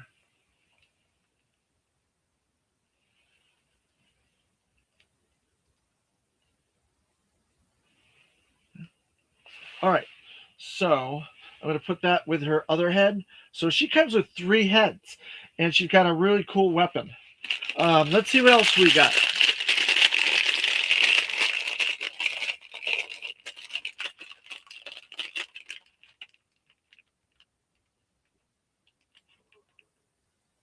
You pretty much need the stand to stand the figure upright on the claw. Ah, okay. That makes sense. I can't remember on the gun, but we did have it previously. Ah, okay. So, what 610 is talking about is this stand here. In order to have her on the claw, she's got to stand up, and this holds her up, I guess. Which is weird that they would do that. They would give a stand because you can't use the stand when you're flying the vehicle. It wouldn't look right. So I guess it's for display purposes only, right, 610? Display purposes, you would use this when you have her with the claw and you have her like launching the claw.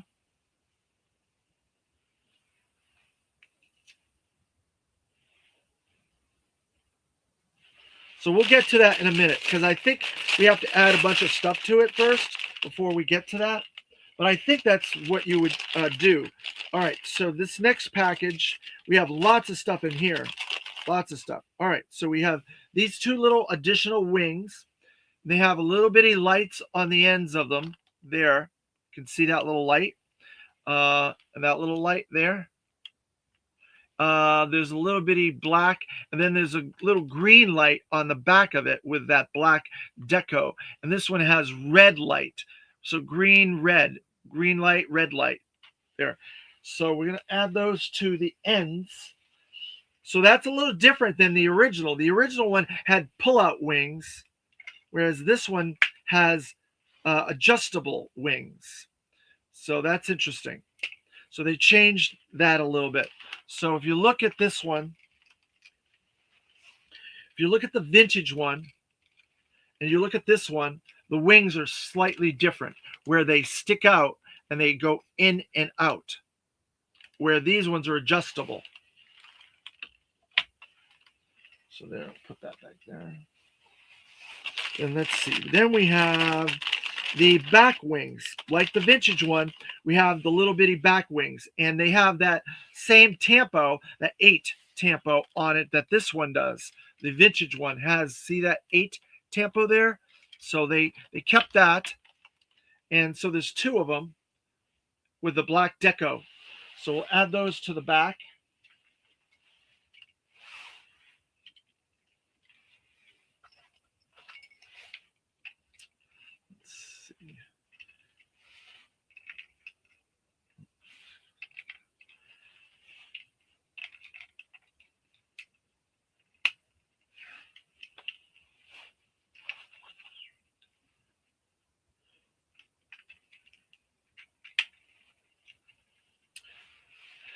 So it's a little weird. I don't know if that's right or not, because if you look at this one, the vintage one, it's opposite, right?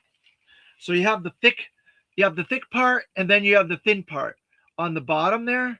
Can you see that? And then on these, it's the other way around. And then the tampos on the bottom. So I don't know if that's right, because if you did it this way, based on the vintage one, it wouldn't look really correct because it gets in the way of the thruster. So if you did that, if you tried to put that on there, it gets in the way of the thruster. So you can't do the reverse way. You have to do it. You have to do it the other way, and so that's why I've done it like that. So it looks a little weird, but I guess it doesn't have any blueprints with this. So we'll have to play it by ear and see. But it looks like that's the way it's got to go, like that.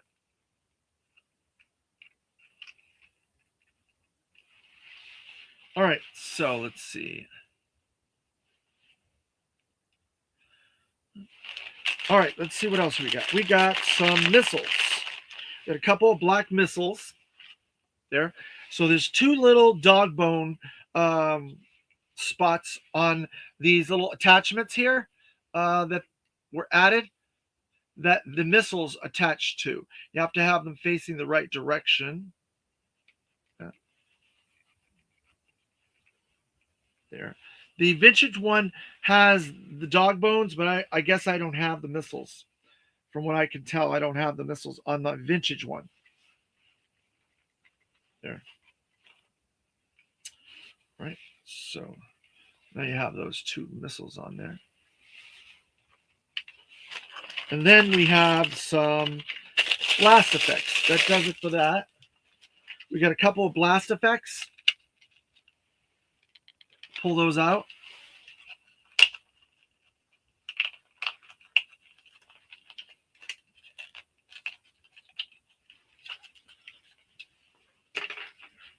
And so the blast effects are going to go in, looks like the thrusters on the bottom. There's little holes there on there that you can put the thrusters in.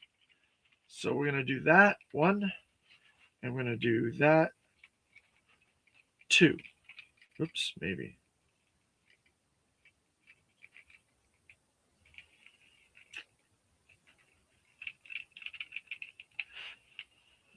The first one went right in. This one is giving me a little trouble.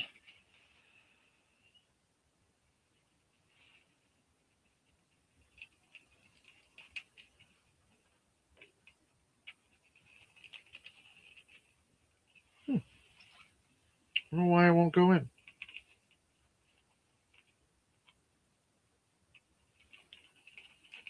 Oh, there it is. I got it. So then you have the blast effects on there.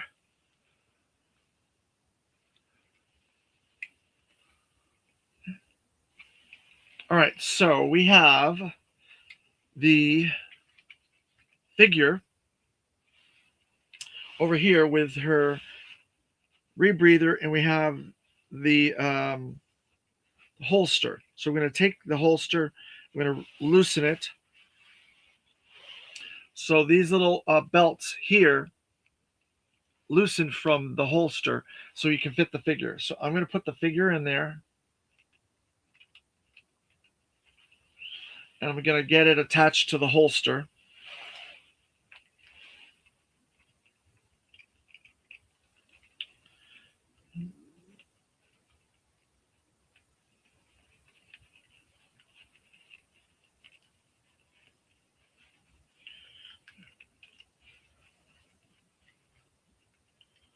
There, we got that one in, that one in.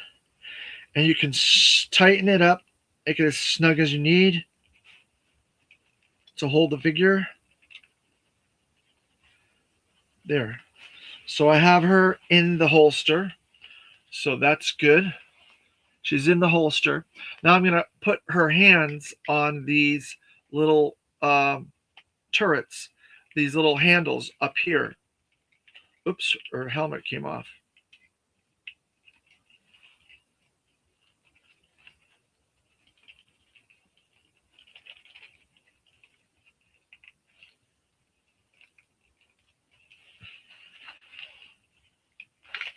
All right. All right. Okay. So try to get that to hold that.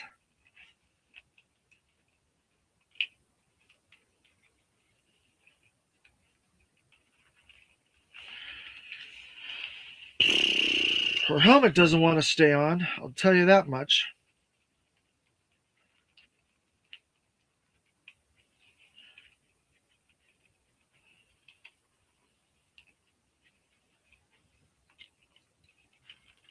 All right, I got one hand on there. Now let's see if I can get the other hand.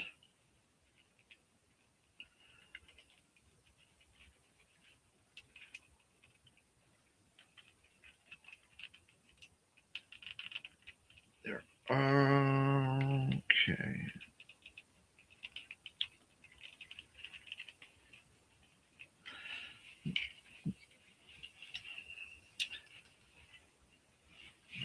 All right, let's see.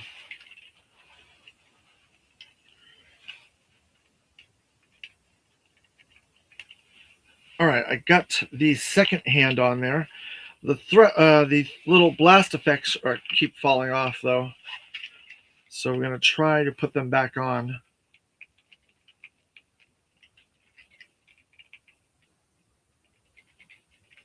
One, two. All right. So we have everything on. We have her with her hands on there. We have her in the harness. Everything's on there that's supposed to be on there.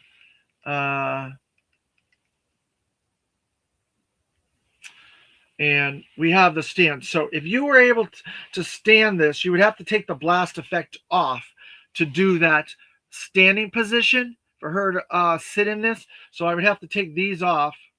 1, 2, and then put them over there and see if she would stand and hold that up.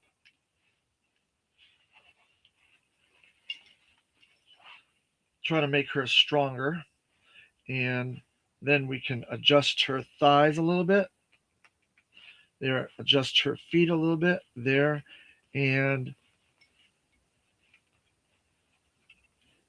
kind of give her a little bit of a there.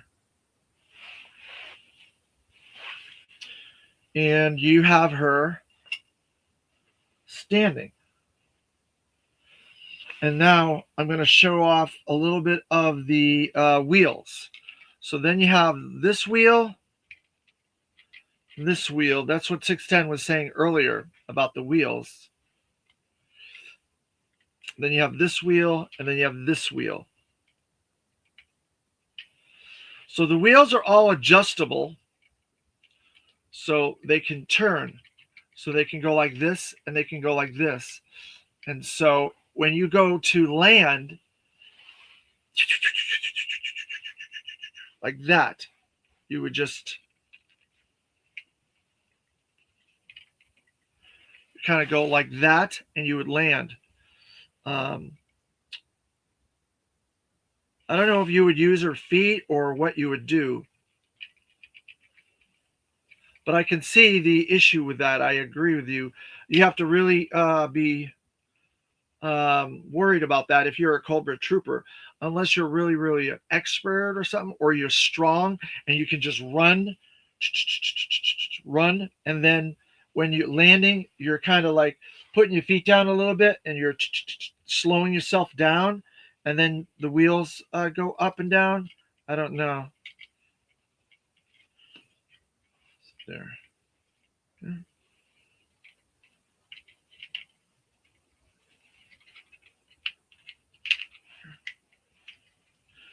There, like that, and that, and then the missile goes like that.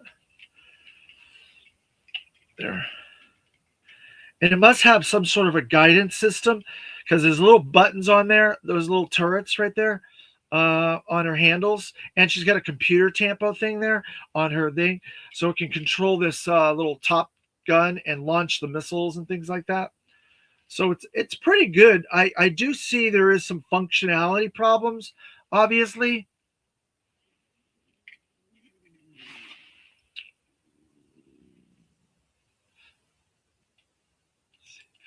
G.I. Joe 66 Delta 17. That's awesome. Those wheels look good. Yeah, the wheels look good. It's just a fact of the realities of doing this. You have to be pretty strong, and you really need to be trained to do this. Like it's like a heli glider, yeah, 66 Delta. You can't slightly bend the knees and keep those black tips to the lean back on. Yeah, I guess you're right. 610. So these little guys here, these guided parts. So you bend your knees a little bit or these little things and have it land on that. Yeah, maybe that's a good way to do it. That's a good idea. uh, it should have come with the vintage style Cobra Viper pilot. Yeah, I don't know. This is a way to get something different in the line. They redecoed that female. I'm sure we're going to get that redeco of that female again. I'm not sure where we would get it, but this is just their way of redecoing this stuff and getting more reuses out of those molds. We've gotten that trooper like, I don't know, like 7, 8 times that trooper. Those troopers, they're all different variations of them as well. But overall, I think this looks really good. The vehicle looks really, really good. It's just a matter of the realities of how you would use it and stuff. But this is a toy line based on a cartoon that was crazy or a comic that was crazy. So I guess it doesn't make the realities of it doesn't need to make sense, but it does look really cool. And then just to show you guys, because I'm always interested when you guys say we can get a whale, and then you look at the realities of what the 3 sizes up means in classified. So this is the vintage one next to the regular one. Look how big it is. This is a small little vehicle. Look at how big they made it. Imagine a whale 3 sizes bigger than the actual whale. Then you get an idea of the realities of this. But you could play with a lot of these. So that's the good thing. G.I. Joe 66 Delta 17. The classified line is a modular line. You can move the figures around, put them wherever you want. You can move their weapons around and add them to whoever you want. You can do different stuff. The heads are maneuverable, the hands are maneuverable. You can do a lot of different stuff. They give them multiple different heads, multiple different weapons and gear and all this stuff. So it's a modular line. So this Cobra Claw could get any figure, just like 610 said. He's got Cobra Commander, vintage Cobra Commander on it, similar to this comic here that has the claw with Cobra Commander. And then in the weather Dominator has Zartan using the claw and Cobra Commander jumping on it and stuff like that. You can do whatever you want. So if you want a Cobra Trooper, you can have a Cobra Trooper. But this is really cool. I like it.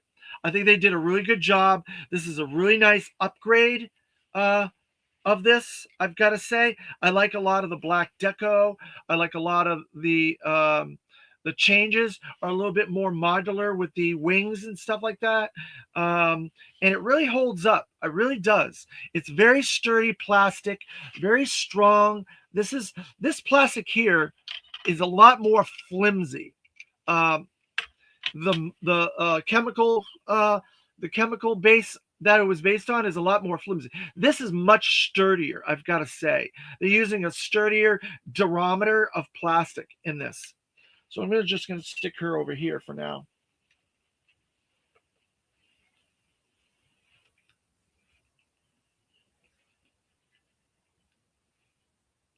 There you go. Then we'll have these missiles. So you can, almost everything that she has can be put on this. Just a couple of her weapons can't be put on her, but most of the other stuff. So I'm very impressed with that they get everything on this, 90% of it. I would say 99% of it, 95% of it. I don't know. I'm wondering if this little gun here, if you can put the silencer inside that. There's that little silencer. Maybe that can go inside that as well, because it looks a little weird inside that leg. So I'm going to play around with this a little bit and get the best version that I think it can be. But I like it a lot. I think it's a really cool vehicle. I hope you guys, the guys that got it, liked it as well and are enjoying it and doing lots of fun stuff with it. I have I guess you would call it a modern 4-inch version of this, and I have a little play set. One of these days, I'll show it to you. I have a display, Cobra castle display, silent castle display that I built, and I have Zartan on that, and I have Cobra Commander running to jump on it, like the Weather Dominator. It's a funny thing. Maybe I'll do an episode, and I'll go into that room again, and I'll showcase that castle and all the fun things. I have stuff that involves the Weather Dominator, stuff that involves the mass device, and a whole bunch of other little things. It's got alcoves and stuff where you can do different things. I have troops all over it. I have a big Cobra sigil on top of it and stuff like that. It's really fun. One of these days I'll do that if you guys want me to show you that. But I think we got 2 really cool Cobra play sets or Cobra vehicles or whatever you want to call these, that adds to the classified line and really makes it. So I hope you guys enjoyed this All Cobra episode today. We're gonna conquer the world with our technology. So our next episode is another Cobra video, and it's a brand new character. And there's a bit of a creepiness to this next character that we're going to be getting next in our next video. So we got a bunch of all new characters coming up that we have not had in the line. The next 4 to, I would say, 6 or 7 videos are going to be all new. I think there's only one redeco in the next 7 videos, reviews coming forward.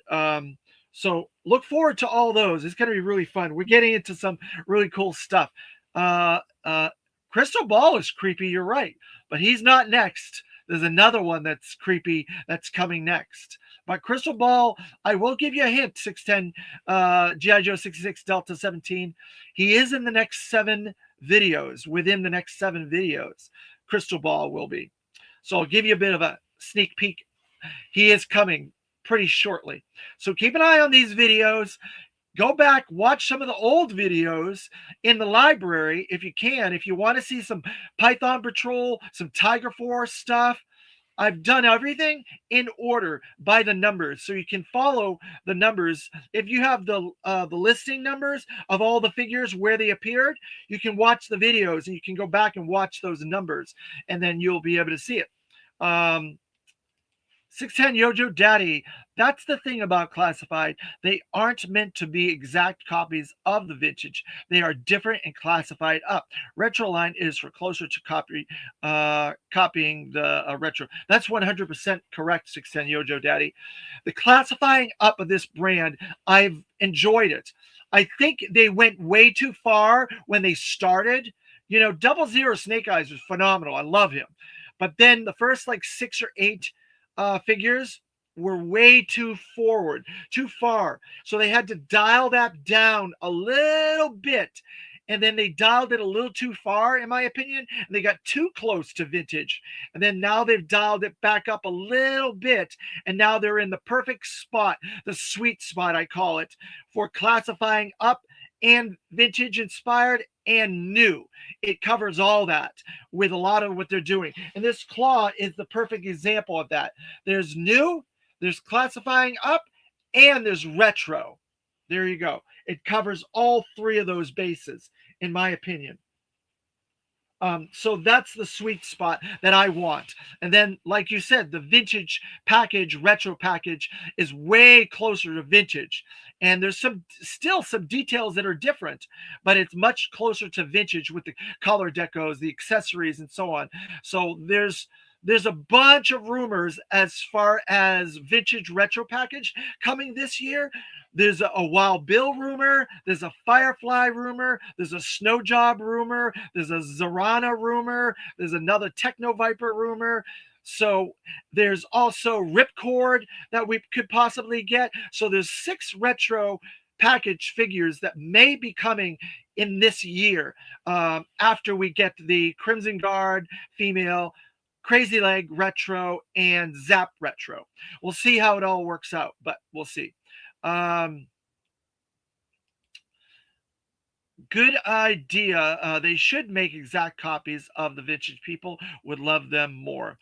Well, the vintage package have been selling very well, so you never know. They may switch and transition over to more vintage. Later, y'all. Have a good day. Thank you, Gunpowder Nitro. Take care. Good luck with everything. Retro Classified does the vintage 66. Yep. So we'll just see. According to what I know, there's a lot of retro packages this year. There's like 15 of them coming this year. We just got we got the OG green shirt. We've got now people are starting to get the Crimson Guard female, Crazy Leg, and Zap in hand. There was a video, someone reviewed them today or yesterday, so they're already coming. So there's going to be a lot of retro this year. Every time we get a 5-figure wave of classified mainline, we're probably going to get 3 retro figures. So that means we got 3 more 5-figure waves, and then probably 9 more retro figures. So I've already given you 6 figures that possibly could be this year. Then there's 3 more on top of that. So we'll see. And then they'll start showing off in the fall for next year, 2027. So it's going to be a lot. So more of the green shirts coming then. Probably. I don't know if the green ferret and the stealth trouble bubble, if they're going to have green shirts, or maybe they'll have a steel core with the stealth trouble bubble in a green shirt ferret driver or something like that. I'm sure we're going to get more green shirts with different vehicles and different ideas as well, because there's rumor that we're getting a shark with another like green shirt diver instead of Deep Six, because Deep Six is coming as a deluxe. And then there's also rumor that the water moccasin is coming with a Cobra trooper, so that'll be a trooper, some sort of water trooper driver or something. So they're doing that. They're adding more troops because they're running out of single characters, even though there are thousands of single characters still that they haven't gotten to. Or I won't say thousands, I would say hundreds of single characters. They're really going heavy into the troops right now, thinking that people will buy more of something because it has a troop builder with it. And I've seen people's videos of their rooms, their collections, and Hasbro could be right about that. A lot of people are getting a lot of these troop builder things, ferrets, claws, snake armors, and all that type of stuff. The fortification with the trench viper. Let's see, what am I looking at? Do they reuse the heads for the vintage retro ones? Yeah, they do. They do use, they redeco it. Like, say, for instance, the Trouble Bubble. They've done 2 Trouble Bubbles with the Televiper. One was the regular, one was the Python Patrol. But then they did another Televiper as a retro figure, and they gave it different heads. He has 3 heads, and they all have like little computer words on it, like the cartoon. So they do that. They do use the heads again, and they try to make them new and different. Similar to what 610 Yojo Daddy said. They're dialing up a little bit for new. They're also trying to keep the retro, and they're trying to keep the classifying up as well. So they're trying to keep all those elements in everything that they do. Unless it's a retro, then it's a lot more dialed down to retro scale. They should make a demon tank for classified that would sell out. The Iron Grenadiers tank, is that what you're talking about? Yeah, I think if they did that, it would be a really good HasLab, and then you could add the Destro with the despoiler on top of it. I don't troop build women. You don't troop build women. There's a lot of women in this line right now. You got the Valkyries, you got the Ferret driver, you got the Claw driver, there's Vipra, there's now a female Crimson Guard. There's lots of females in the Cobra troop cadre troops. GI Joe 666 Delta 17. I have a feeling we will get a Demon HasLab. We can fit the despoiler on it.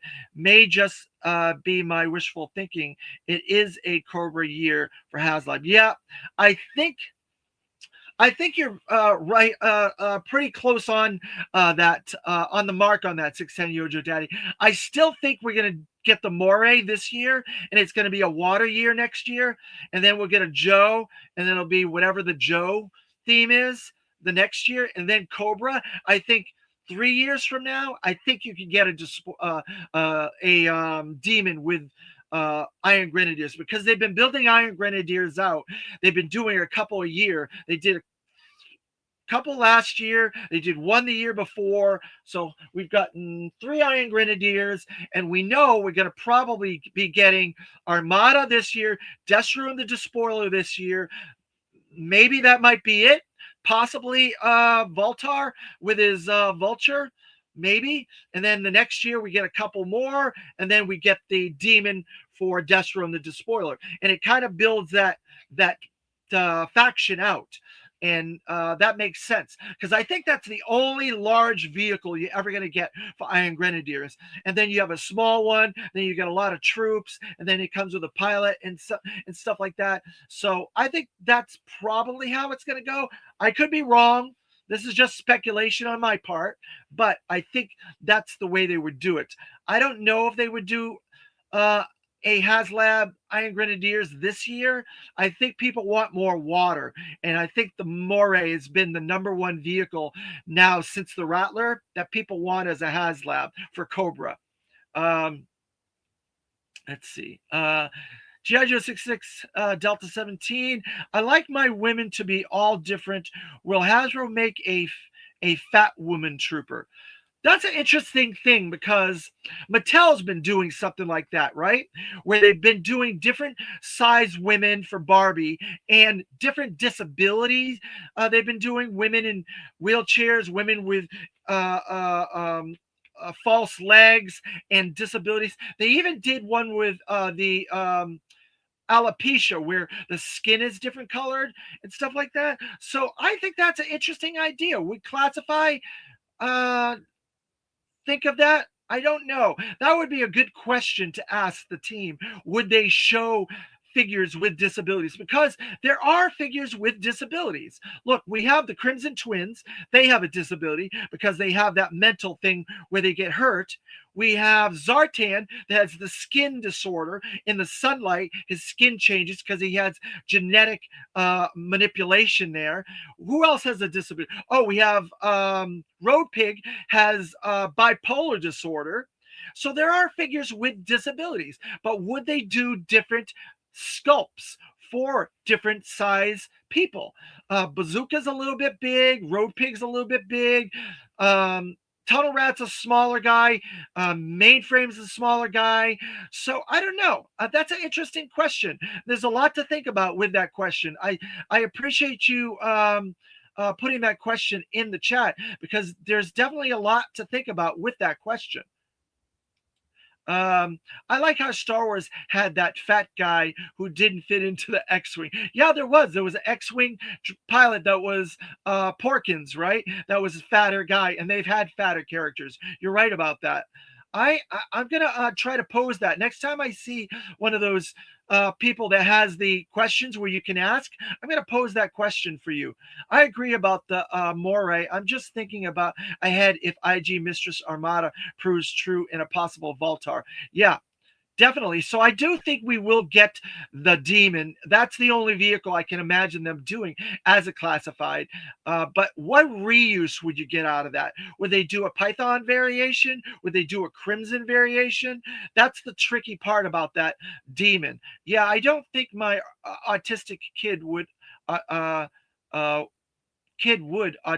Bobby. No, you don't think so?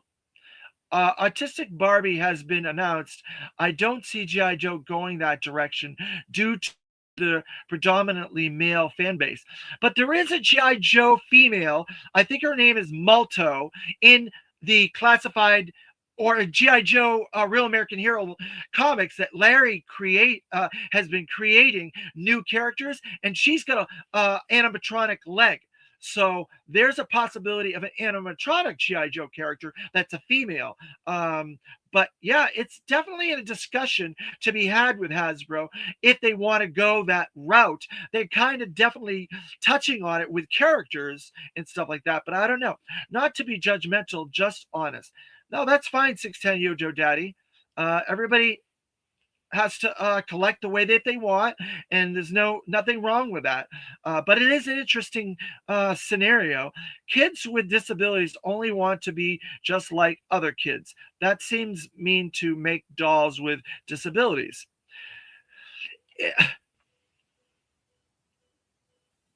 A lot of people want figures that represent them sometimes. So that's why I think Barbie is doing that. But whether G.I. Joe would do it is another story. So we'll have to wait and see. But it's an interesting conversation, that's for sure. Maybe they could make a disabled Duke because he was stabbed. Well, there you go. They could do a Duke that had the injury. They are doing Rugged Duke, probably Rugged Duke. What else? Snake Eyes is disabled as well because he has battle scars and his larynx was cut and he's silent. So there's another disability that they have in the line. So there are a lot of characters with disabilities, and there are characters that have scars on their faces from damage in battle and stuff like that. So I don't know. I got 3 autistic kids, and my cousin has spina bifida, and he just wanted to be normal. Well, and that's a possibility. I wanted to be normal. I have a disability. I have a hearing disability, and I have my tremors and things. So I wanted to be normal as well. But the reality is I am deaf, and that's not going to change. So as a child, maybe I wanted to be different. But as I grew into adulthood, I realized there was nothing that was going to change that unless I had surgery. And I did have some surgery to try and correct my hearing disability, but it didn't work. And I don't know. It's an interesting conversation, 610 or a GI Joe 66 Delta. Everybody in the chat. Oh yeah, Snake can speak. He's mute. Yep. So then we got the Dreadnoks in Skybound. They lost their hands. So some of them have tied on chainsaws and stuff like that. So I don't know. It's definitely a conversation piece. I'll definitely grant you that. So thank you for giving us the thought of talking about that. Major Blood has a robotic arm. I like that kind of disability. So there you go. There's another disabled character. He's missing his arm. Major Blood. So there's a lot of disabled characters in G.I. Joe. It's just... And then there's different sizes as well. There's definitely larger figures, smaller figures, chubbier figures with bazooka, So they definitely have been doing stuff classified. So when you think about it, they are doing a lot of what Barbie is doing. I'm guessing Masters of the Universe has done it as well with all the different things that people have. Like Fisto is missing his hand and he has a fist, and Jitsu is missing his hand and he has a robotic hand. So it's interesting. It's a very interesting conversation, I must say. Thank you for that provocative question. I have ADHD, so I'm disabled and I just want to be normal. Oh, okay. Well, if you think about it, a lot of the characters have different personalities. Some of them are a little bit more manic. Some of them are a little bit more passive. Some are just baseline. When you think about it, if you look at the Sunbow cartoon and you see how a lot of those characters act, you almost think of maybe they have some of those emotional issues and things like that. But it's definitely interesting because Lifeline and Doc are pacifists, so they do incorporate characteristics from the characters. Jinx has to use a bandana to do a lot of martial arts. She has to take that off to see, but she does it to do the martial arts. So there's a lot of those characteristics with these characters. So it's a very interesting scenario when you think about it. I would like to talk to Lenny and Emily about that and see what their thoughts are on this particular question and how they think about it and how they incorporate that sort of stuff with these characters. Voltar also is missing an eye, so he gets a character. He's disabled. He's only got one eye. And if we get a blind master, he's blind. So, and Billy, he has an animatronic leg and animatronic arm. So, there's a lot of interesting thing with this question. You can go really deep with it. So that's why I think it's a very provocative question. And especially with Cobra and all the genetic manipulations and things like that with a lot of characters. Dr. Mindbender, he genetically manipulated himself. That's why he looks that way. He's a dentist. He was started out as a dentist, and look at him now. So there's a lot of things you can look at that way as well. I get it. Some people would like to Joe represented, and I do as well in the characters. Just don't think there would be demand for a heavy set female character in the line as originally proposed. Yeah, I understand that. Maybe if you got like a general, you could make it a husky woman or something like that.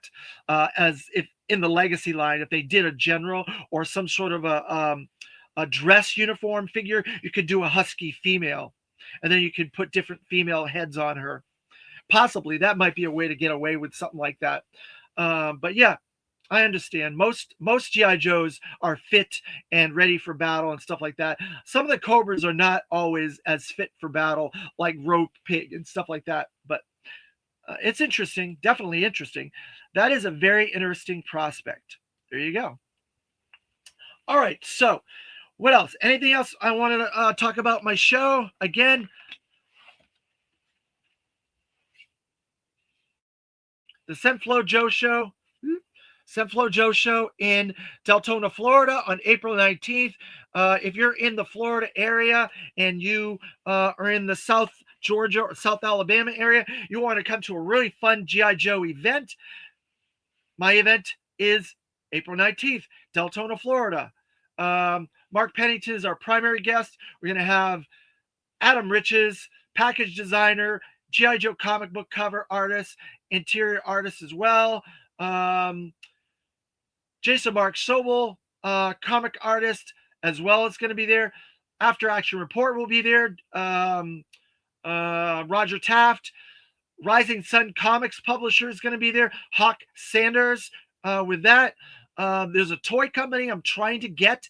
We'll see if it all works out, and I will announce that when that is all those details with that toy company has been finalized. We're also trying to get a couple more Hasbro vintage creators from the vintage line to our event. So we'll have 3 with Mark Pennington if we do that. And there'll be tons of vintage toys, comics, Legos, all kinds of other stuff, not just G.I. Joe, Star Wars, Masters, Marvel Legends, DC, Lego, like I said, all kinds of stuff, Thundercats. So there'll be something for everybody at this event. It's a one-day event, so you can come down with your families. You can go to Disney or go to Universal or go to Cape Canaveral or one of our other wonderful parks that we have all around Central Florida, and come to my event on Sunday and have a good time. Have the family go to their stuff, and the dads or whatever can come to my event. So I hope all of you are able to make it if you're in the Georgia, Alabama, and Florida areas. Wish I could make it, David. Very limited on travel due to being on the road constantly for my daughter's college basketball and my twins basketball. Life of a single full-time father of 3. Yeah, well, there's a lot of fun there with the kids and stuff like that. I did sports things when I was young. I was in track and I was in swimming, so I did swimming meets. In fact, our swimming team went to the Olympics in '84, my swimming team. And then my track, I won a lot of ribbons and stuff like that on my track team. So I did a lot of that stuff in high school and college and even middle school as well, with swimming and track. So I understand 610 Yojo Daddy with your parents and stuff like that. You have to do everything for all the kids plus work. So that's tricky. Sounds like an amazing show. Yeah, I think it's going to be. I just want as many people to come to it as I can to make it successful, so it can grow. So in the future we can do another one, and we can do 2 days, and we can add more guests, and it can become a signature show in Florida for the GI Joe community. I just want it to grow. So this first one, I need to be like gangbusters, and I need as many people to go to it as possible to sell out and to help out all the vendors and help out all the guests and make it financially good for all those people, as well as for us to make the show continue and grow. That's awesome, Dave. Congratulations. Thank you very much. I appreciate it. I had a dream there was some type of frog people, aliens. Um, hmm, interesting. Was it from V? Because there's a show where there's some aliens in there and they look kind of like frog lizards or whatever. So if you've ever watched the old TV show from the 80s, V, and then the earlier 2000s remake of the show, V, it's a creepy show. It always kind of creeped me out when I was young. I didn't like it where they would peel the faces off and there were these lizard frog looking guys underneath. Ooh, it creeped me out really bad when I was a child. I could deal with Cobra Commander Once a Man because that was like 87 or whatever, and I was a lot older and it didn't bother me as much. But in the early 80s, it creeped me out. All right, guys. So then we also have Joe Fest 2026. If you can't make my show, then make Joe Fest in Augusta, Georgia, June 26th through the 28th. And we are announcing all kinds of guests. We got Dan Gilvezan, we got Lisa Roger, we got Larry, I can't think of his last name, but he was a producer and a writer on the 90s X-Men animated series. Larry Houston, maybe, is going to be at Joe Fest this year. And we got a lot of other guests. We got a lot of new events that we're adding to the show. We got a lot of artists, a lot of huge vendors, companies that are going to be coming. So we've got Skeletron has already been announced. We got Animals of the whatever that group, I can never remember their name, that animal Kickstarter group, toy group. Original V was fantastic. Scared me too, but couldn't miss an episode. Yeah, it was just creepy. So there's lots of stuff at Joe Fest 2026 in June, again on June 26th through the 28th. So there's two opportunities for you guys to go to two great events. And so I hope that you guys enjoyed this awesome Cobra episode. I look forward to seeing you guys in the next episodes. Thank you all for joining me in the chat today. I really appreciate it. Share these videos. That's the number one thing you can do to help grow this channel, because the algorithm is starting to block me. I've been sharing the videos every time, and now it's doing something weird on Facebook. So if you guys share it, it'll be like your first time sharing, and it won't look like it's spam. But I share it in like 30 different channels, and it looks like spam. So it's giving me a hard time. So if you guys share it and help me out, that would be really cool. Animal Warriors of the Kingdom. That's it. I can never remember that name, 610. I don't know why. Certain things escape me. I have a hard time remembering it. And that's one of them. I don't know why. Maybe if I say it 21 times, maybe it'll stick in my head. What was I saying? So thank you guys. Share the videos, like and subscribe, do all the stuff. I know most of you guys have already subscribed.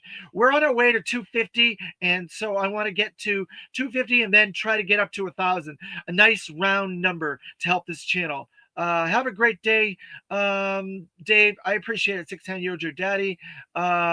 Remember it as AWOC. AWOC? What's that? 610.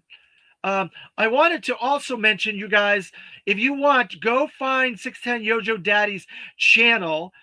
He did a really good Rattler deep dive into the HasLab and how he dealt with his return and everything. And this will give you guys some information for the future when you do your Rattlers or any HasLab return or any Hasbro return. Helped him, and he goes through the process step by step and what he did. It's a very interesting video, and he opens up his Rattler, and there's a lot of really cool things in the Rattler. I've got a lot more videos to go before we get to the Rattler, but we will be doing that eventually. It's like 180, somewhere in that. So we got another 50 or so videos before we can get to the Rattler. But that's a really good deep dive into the process of returning something and getting it back and all the steps. So I think it's very worth your while to check that out. 610 Yojo Daddy's channel. Animals of the Kingdom. Yep. All right, guys. So thank you, everybody, after the fact, watching these videos and going into the replay crew. That helps the algorithm. That helps the channel grow as well. So you guys are wonderful, all of you. You're very welcome, 610 Yojo Daddy. My pleasure on that.